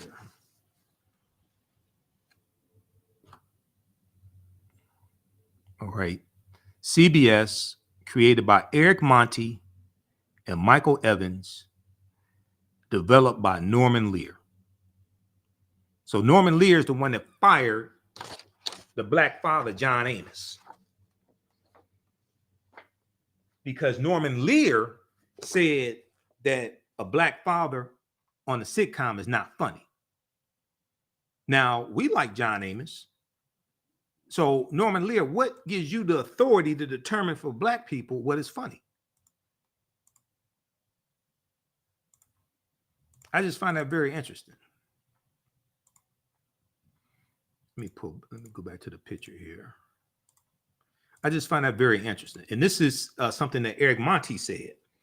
Eric Monti, so I did a lot of research when I was preparing for my interview with Bernadette Stannis, and also for my lecture series, The Media's Deliberate Destruction of the African American Family. I did a lot of research on different shows, on Good Times, researched Eric Monti. Eric Monti said that Norman Lear kept telling him, you have to get rid of that black father. You have to get rid of that black father. He said a black father on a sitcom is not funny. Okay. Now, Archie Bunker on All in the Family was funny. He's white. Why can't you have a black father that's funny also? He doesn't have to be a clown. You know, John Amos was funny, but he wasn't a clown. You don't have to be a clown to be funny. Here's an excerpt of what the entry says by Donald Bogle.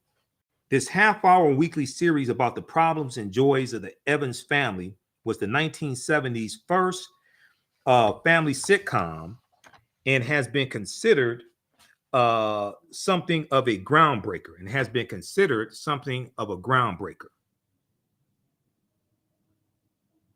which it was. This was the first depiction really of an African-American family we saw each week. Okay.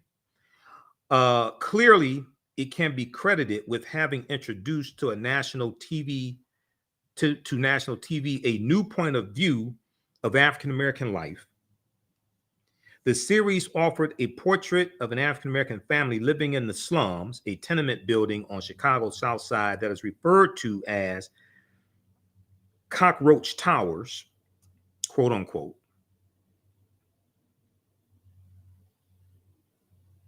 Cockroach Towers, and confronted daily with a set of harsh urban realities. Good Times focused on Florida Evans, who played Esther Rowe, who first appeared as the maid on Maude. Her husband, James, played by John Amos, and their three children, JJ or Junior, portrayed by Jimmy Walker, comedian Jimmy Walker, Thelma, played by Bernadette Stannis, and Michael, played by Ralph Carter. As the father searched for a better job, unemployment was a recurring theme. Discrimination and poverty were also dealt with.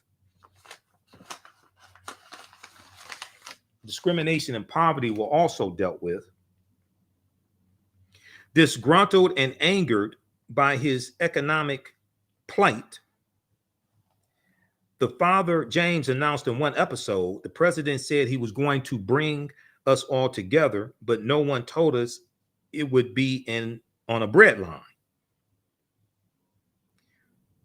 So if I remember correctly, he was referring to President Gerald Ford after Nixon resigned from office. After Nixon resigned in August of 1974.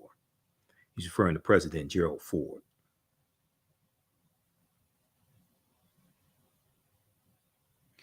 Okay, now, weekly, the show's theme song spoke of temporary layoffs and easy credit ripoffs and keeping your head above the water, making a wave when you can. Temporary layoffs, okay?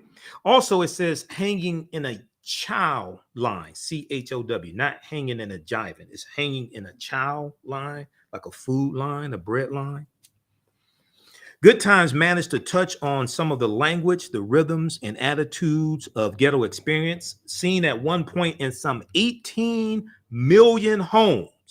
The series seemed to elicit viewer identification from African Americans and whites alike, who saw the struggle for economic and social survival of the Evans family as being part of their own. Always stressed, however, was the theme of America as a land of opportunity. There was also a lot of love in the home. James and Florida Evans, they had a lot of love for their children. So there's a lot of love in the family, but they also stressed education. They stressed education for their children. They stressed that they wanted a life better for their children, and they were willing to sacrifice to have a life better for their children as well. So we saw an emphasis on going to college. We saw an emphasis on, going into careers. Thelma to be a doctor. She dabbles with writing a script for a play as well. We see Michael go to college. Michael wants to be an attorney. He wants to be a Supreme Court justice like Thurgood Marshall. So we see these themes in the show, which really helps to pave the way for a Cosby Show in 1984, because with the Cosby Show, you see the actualization of some of the dreams that Florida and John Amos had for their children in the projects. So we see Claire Huxtable, who's an attorney, who college graduate from Hillman College. She's an attorney. We see Heathcliff Huxtable, who is a doctor, graduates from Hillman College, fictitious college, Hillman College as well. They're married. So the dreams that we see Florida and James have for their children, Michael being an attorney, Thelma being a doctor, we see the actualization of that with the Cosby Show. And then they have their own children, and they want something better for their children than what they have. But their children grow up in a middle-class neighborhood, so their children don't have the same drive that the civil rights generation had. Their children don't have the same drive and determination. You know, eventually Theo gets his act together, things like this. Eventually Lisa Bonet, her character, her Denise, she goes back to college, Medgar Evers College, okay? But they don't have the same drive and determination that their parents had, that civil rights generation. Okay, so seen at one point in some 18 million homes, the series seemed to elicit viewer identification from blacks and whites alike who saw the struggle for economic and social survival of the Evans families being part of their own. Also, the TV show The Jeffersons paves the way for the Cosby Show because we see an upwardly mobile married couple with the Jeffersons moving to a deluxe apartment in the sky. And incidentally, the theme song for the Jeffersons was written by Janae Dubois, who played Walona Woods on Good Times. Okay. Fish don't fry in the kitchen, beans don't burn on the grill. A whole lot of trying just to get up that hill. Now we're up in the big leagues, getting that turn that bat. Okay, right. As long as we're living as you and me, baby, ain't nothing wrong with that. So that's Janae Dubois. Now, Janae Dubois and Esther Rolle were sorority sisters in Zeta Phi Beta Sorority Incorporated also. This is a little known African-American history fact. Now, always stressed, however, was the theme of America, a land of opportunity. And in some cases, white viewers were permitted to patronize in some, hold on just a second.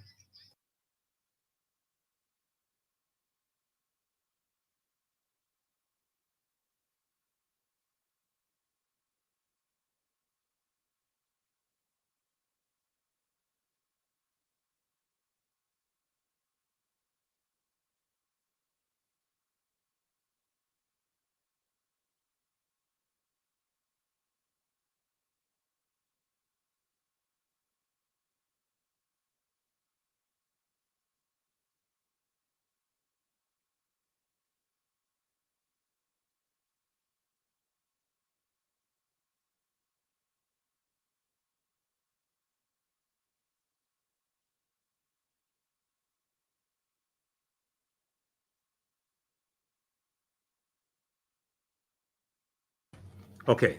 All right, we're back. We had a clip playing. Okay, now viewed today, the series seems very much a period piece with its shortcomings more than apparent.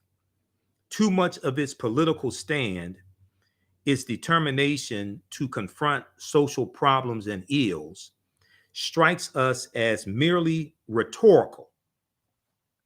The most biting comments usually coming from the youngest and therefore least threatening son, Michael.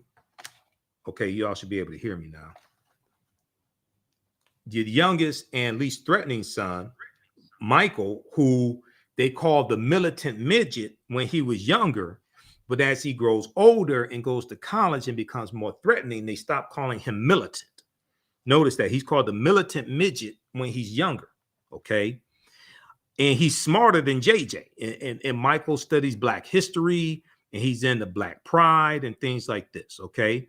There's an episode where he talks about Black History Week or Negro History Week. There's an episode where he talks about the Nation of Islam newspaper. Muhammad, I think he refers to it as Muhammad Speaks. Okay, so you get all this coming from Michael. not JJ.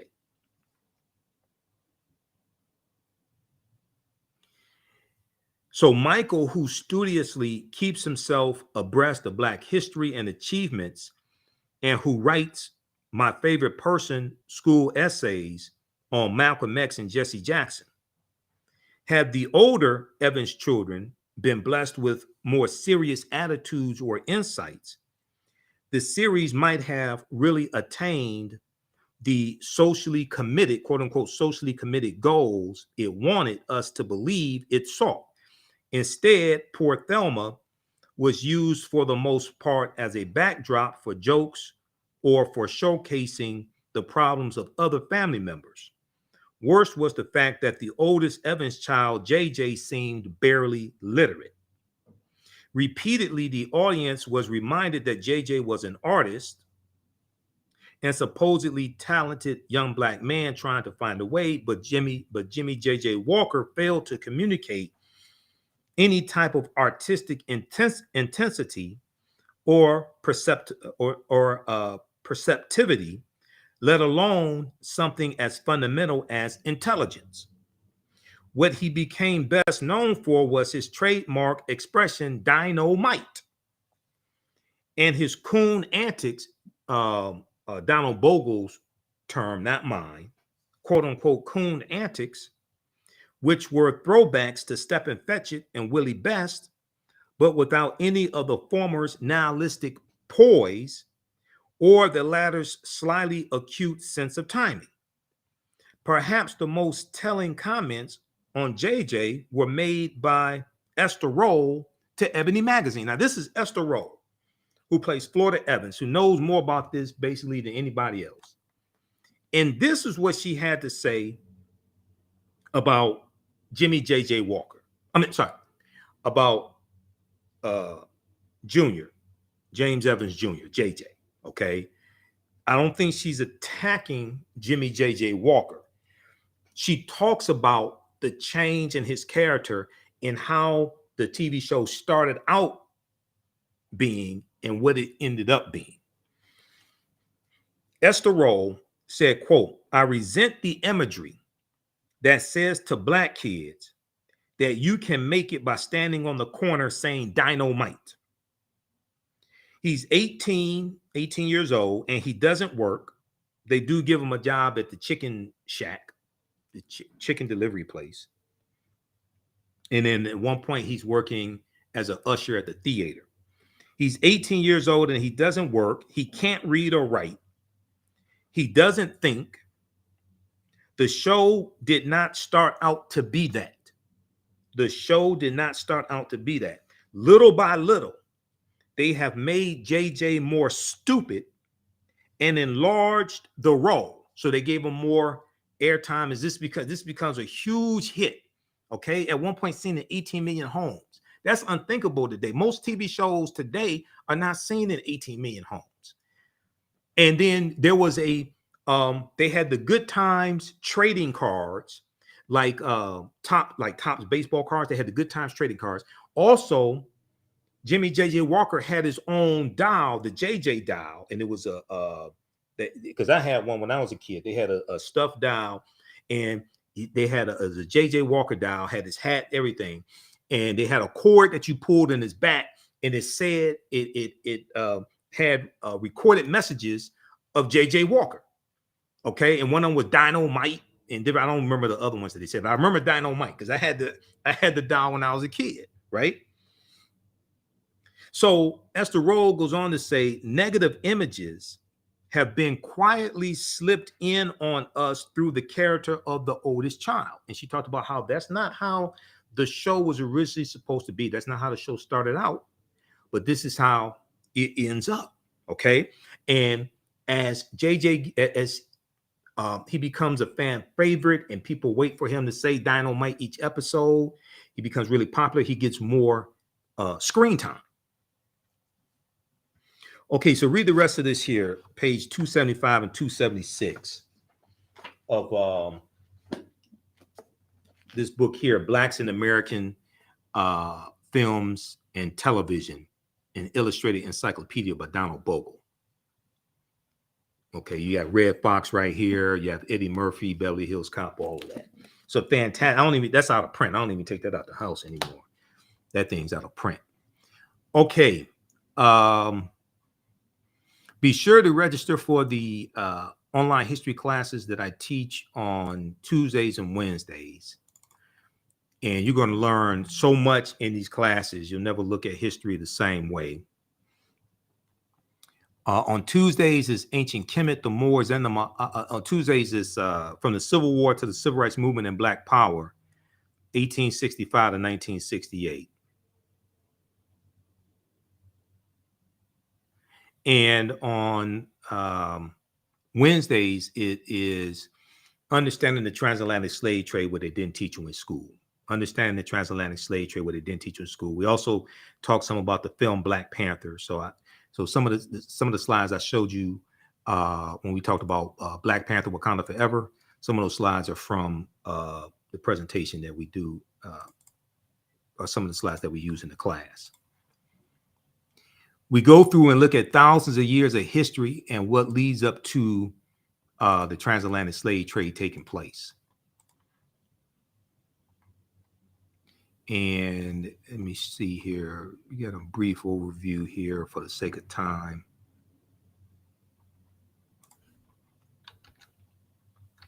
You can also use this information with your children as well. So the class is thoroughly documented. I'm the one to put together the curriculum. Okay, hold on. Where do we go?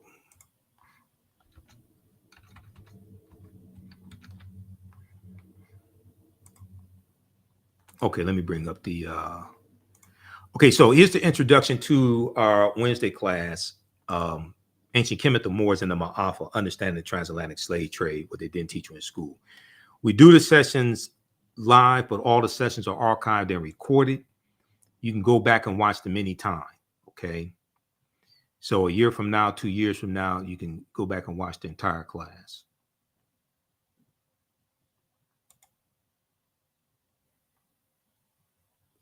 So we can't start studying our history in slavery, even when we study the transatlantic slave trade, okay? Even when we study the transatlantic slave trade, we have to deal with thousands of years of history that leads up to the transatlantic slave trade taking place.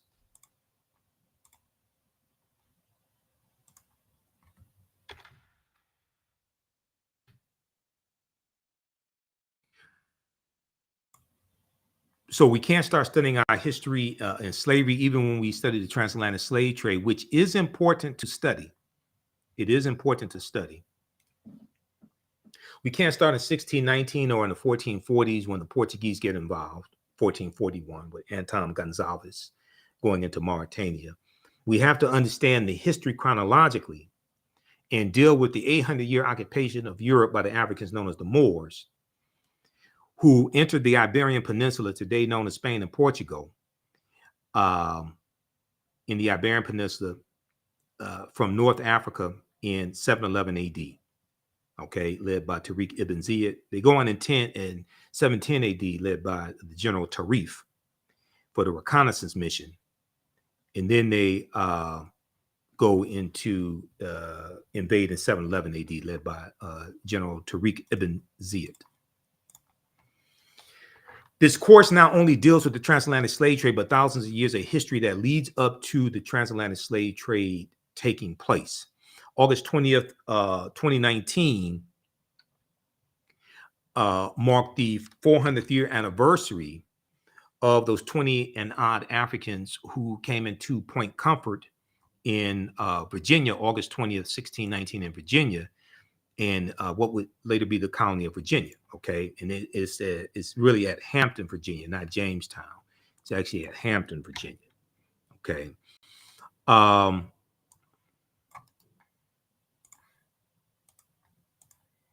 So there's a section that we deal with in the class that deals with how, like, most of what you thought you knew about August 20th, 1619 is wrong. This year was known, now 2019 was known as the year of return, as many African Americans were reconnecting to Africa and traveling to Ghana and other West African countries. when we discuss the transatlantic slave trade, we have to first understand that African people are the original people of North, Central, and South America, and have been in the land we call the United States of America at least 51,700 years. We were here even before Native Americans came into existence. This does not mean the transatlantic slave trade did not happen. It means we have to understand thousands of years of history that take place before the transatlantic slave trade happened. So we deal in the class the 800-year occupation of Europe by the Africans known as the Moors, shocking archaeological discoveries that are causing the scientists and archaeologists, et cetera, to rethink everything. We look at insurance companies that took out insurance policies on slave ships and enslaved Africans on the plantations, Freemasonry, America and the Founding Fathers, origins of the term America and Africa. There's so much history we look at in this class. What was the transatlantic slave trade? What were some of the events that led up to it? What role did Christopher Columbus play in laying the foundation for the transatlantic slave trade? When did Africans first come to the U.S. as slaves as well?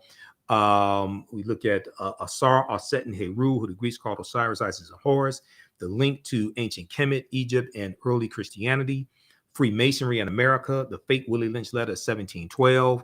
We look at work from my friend, Dr. David Imhotep, that wrote the book, The First Americans Were Africans, Documented Evidence. We look at who the Khoisan people are as well. We look at the people of the Andaman Islands, also the Jarara or the Andamanese. And we go through and look at different archaeological discoveries, like on the Greek island of Crete in 2010, they developed stone tools that date back at least 130,000 years ago. We look at the lost city of Egypt called Tanis Heraklion that was revealed in 2003. And this city was swallowed into the sea about 800 years ago or so. And they found 16-foot tall statues, 700 anchors, all of this at the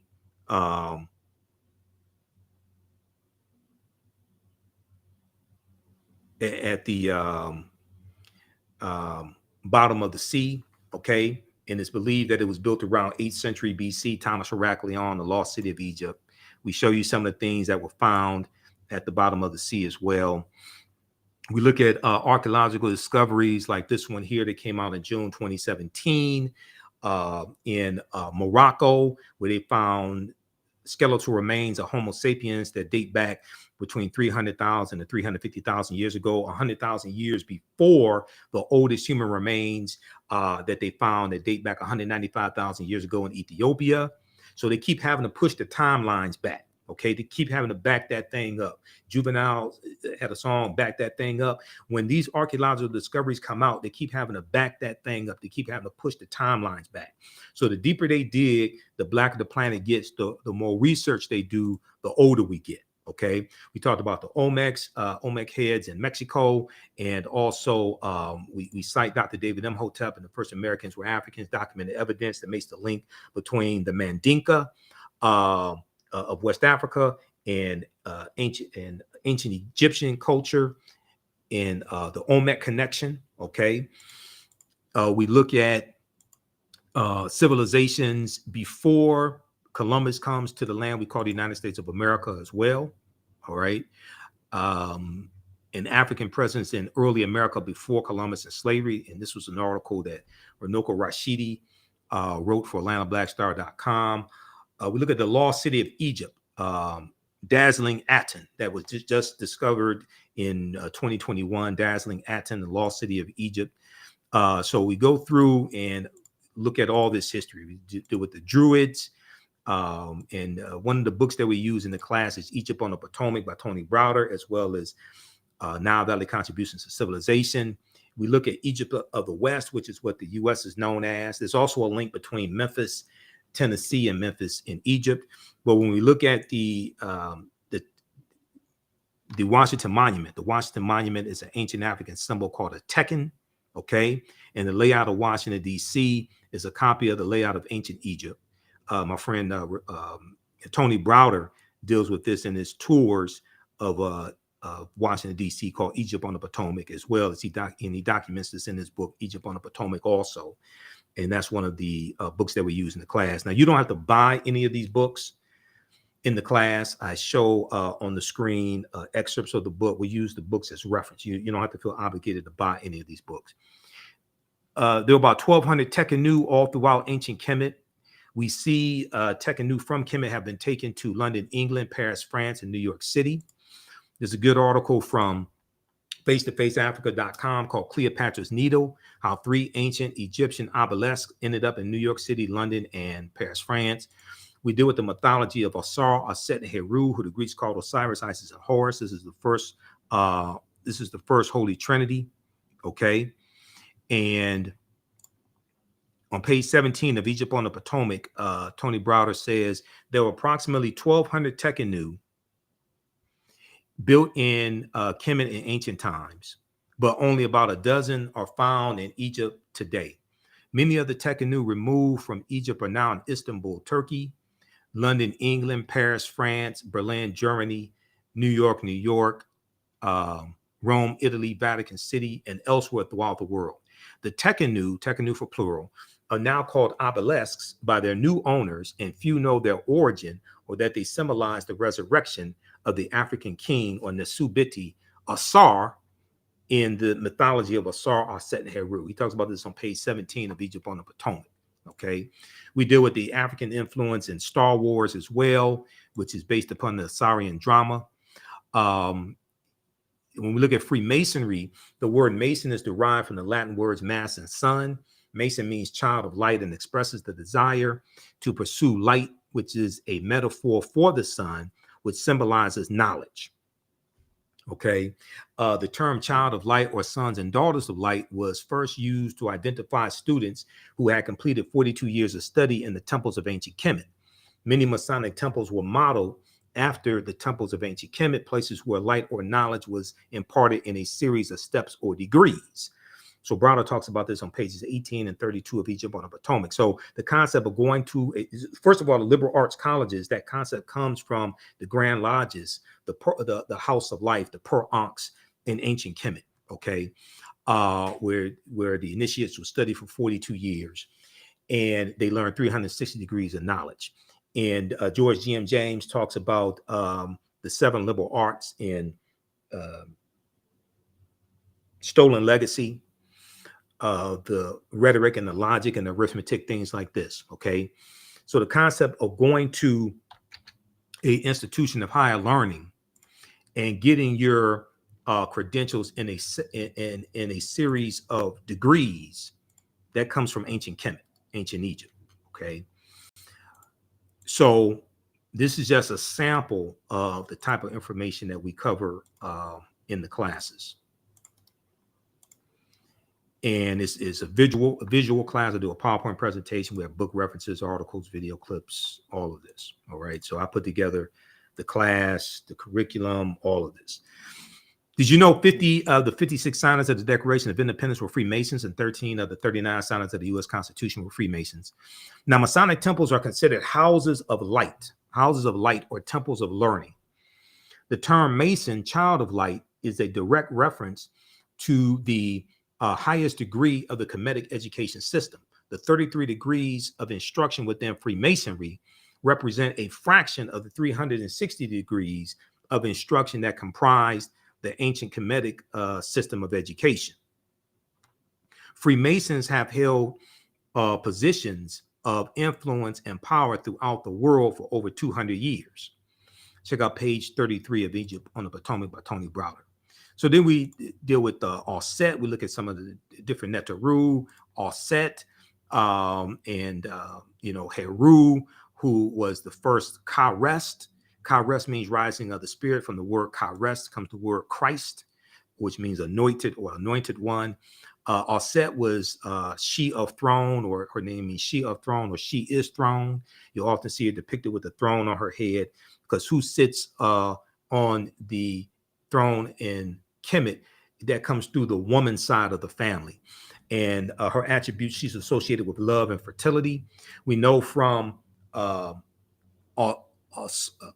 and Heru, you get the Black Madonna and Child, which was worshipped all throughout Europe, even before the Moors going in 711 AD. the Black Madonna and child was worshipped all throughout Europe. And then as you have a rise in European powers coming out of the Dark Ages, going from like the 1300s into the 1400s, and as they start to explore and conquer people's lands and extract the mineral wealth and build up Europe, as you have a rise in European powers, you have a rise in European phenotype, the European phenotype, and you have historical and religious figures get reinterpreted as European that were traditionally African figures. So you go from the Black Madonna and child that's African, you go to the white Mary and Jesus. And then Michelangelo paints the Sistine Chapel, I think in the 17th century. He shows his aunt and uncle he uses aunt and uncle as the image of, as the model of Adam and Eve, depicts them as Europeans. He depicts God as being a European, etc. Okay. So we go throughout history and look at all this. We look at Saint Nicholas, who was African as well. And we look at what are patron saints also. And then we look at why Christmas is celebrated on December 25th and understand that history, because nowhere in the biblical text, now this may go outside the circumference of some people's awareness, just because you never heard it before, disagree with it, or don't like it, does not mean it's not true. It just means you have to do some research to understand what I'm talking about. Nowhere in the biblical text does it state that Yeshua or Jesus the Christ was born on December 25th, because the letter J wasn't created until 1630 AD. So when you look at the letter, when you look at the word Jesus in the dictionary and you look at the etymology of the word, it takes you back to the Hebrew Yeshua with a Y, because the letter J didn't exist. Okay, the English language didn't exist in BC time. Okay, so we look at why Christmas is celebrated on December 25th. We also deal with the film Black Panther and the African influence in the film Black Panther. Like the Panther deity Bast comes from Bastet, the Neter Bastet, which was worshipped in ancient Kemet, ancient Egypt. And she was a goddess worshipped in the form of a lioness at first, and then later a cat. So it had a woman's body and a cat's head, a black cat.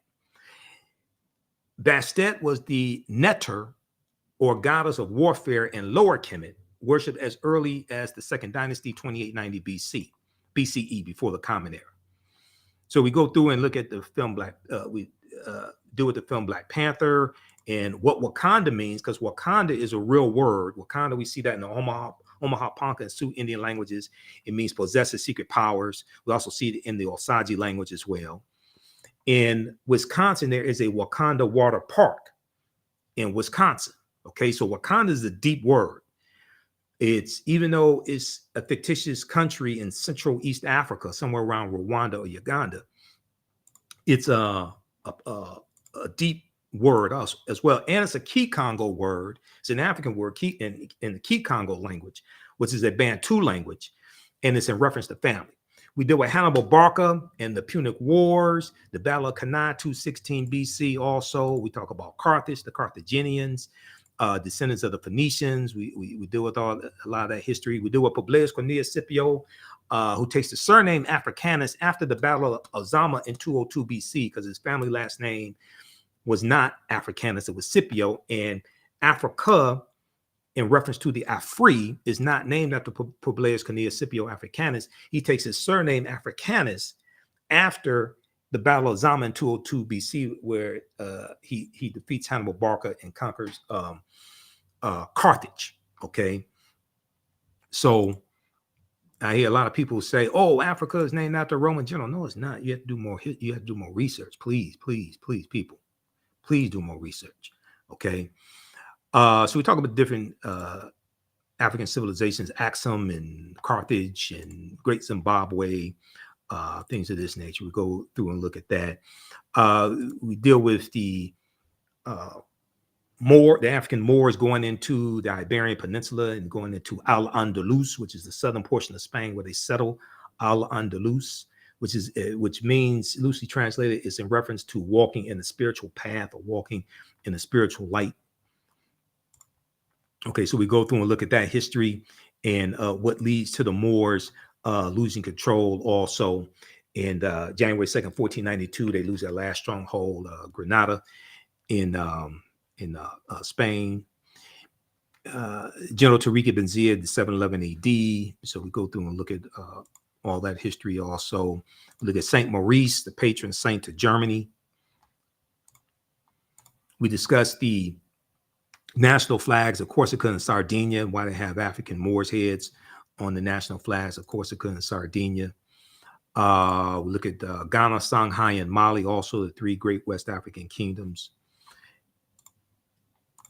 We deal with Christopher Columbus, and you got to understand the transatlantic slave trade. You have to deal with Columbus and his 4 voyages.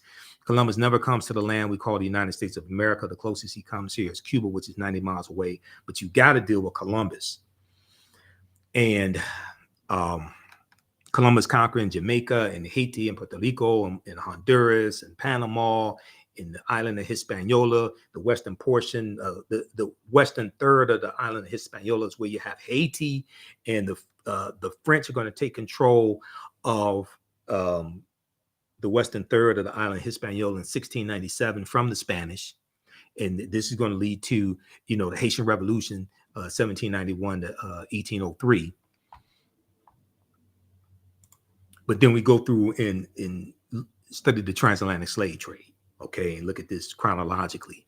Look at things like Dum Diversas, the doctrine of discovery, etc., 1452. Okay, look at what are papal bulls, because you got to understand all these things to, you know, really understand the transatlantic slave trade and how it evolves. And then also when the British get involved in the transatlantic slave trade in 1562 with Sir John Hawkins. Okay, so this is just a sample of what we cover in this 10-week online class. So I teach this class on Wednesdays, 7 p.m. usually 7 p.m. to 9 p.m. Eastern Standard Time. Visit our website, TheAHNShow.com. You can register for it right now. We do the sessions live. All the sessions are archived and recorded. Classes on sale, $60, regularly $130. So even a year from now, 2 years from now, you can go back and watch the entire class. And then on Tuesdays, I teach from the Civil War to the Civil Rights Movement and Black Power, 1865 to 1968. Okay, you can use this information with your children also, and it takes a lot of work to teach this class. It takes a lot of preparation each class, even though I've been teaching Understanding Transatlantic Slave Trade since 2017, on and off since 2017. It takes a lot of work and time to do each class. So we definitely appreciate your support, and this helps support the African History Network and what we do as well. So we posted the link here, and we have the link to the courses on the courses page of our website. And the bundle pack is the best value. That's on sale, $100, the bundle pack. All right. Okay. And then on Tuesdays, we teach from the Civil War to the Civil Rights Movement and Black Power, 1865 to 1968. That's on Tuesdays, usually 7 p.m. to 9 p.m. I don't take attendance. You can see me in class. I can't see you, but we do have a live text chat so you can ask questions, etc. All right, look, we have to get out of here. You can support us also through Cash App and PayPal, and we have the information on the homepage of our website. Those in the Detroit area, be sure to come to the lecture I'm doing on Black Panther Wakanda Forever on Saturday, November 19th at the Hannon Center near Wayne State University. Okay. We have to get out of here. Remember, the African History Network, we focus on educating, empowering, and inspiring people of African descent throughout the diaspora and around the world. Because right now, it's correct your own behaviors, not over till we win. Wakanda forever.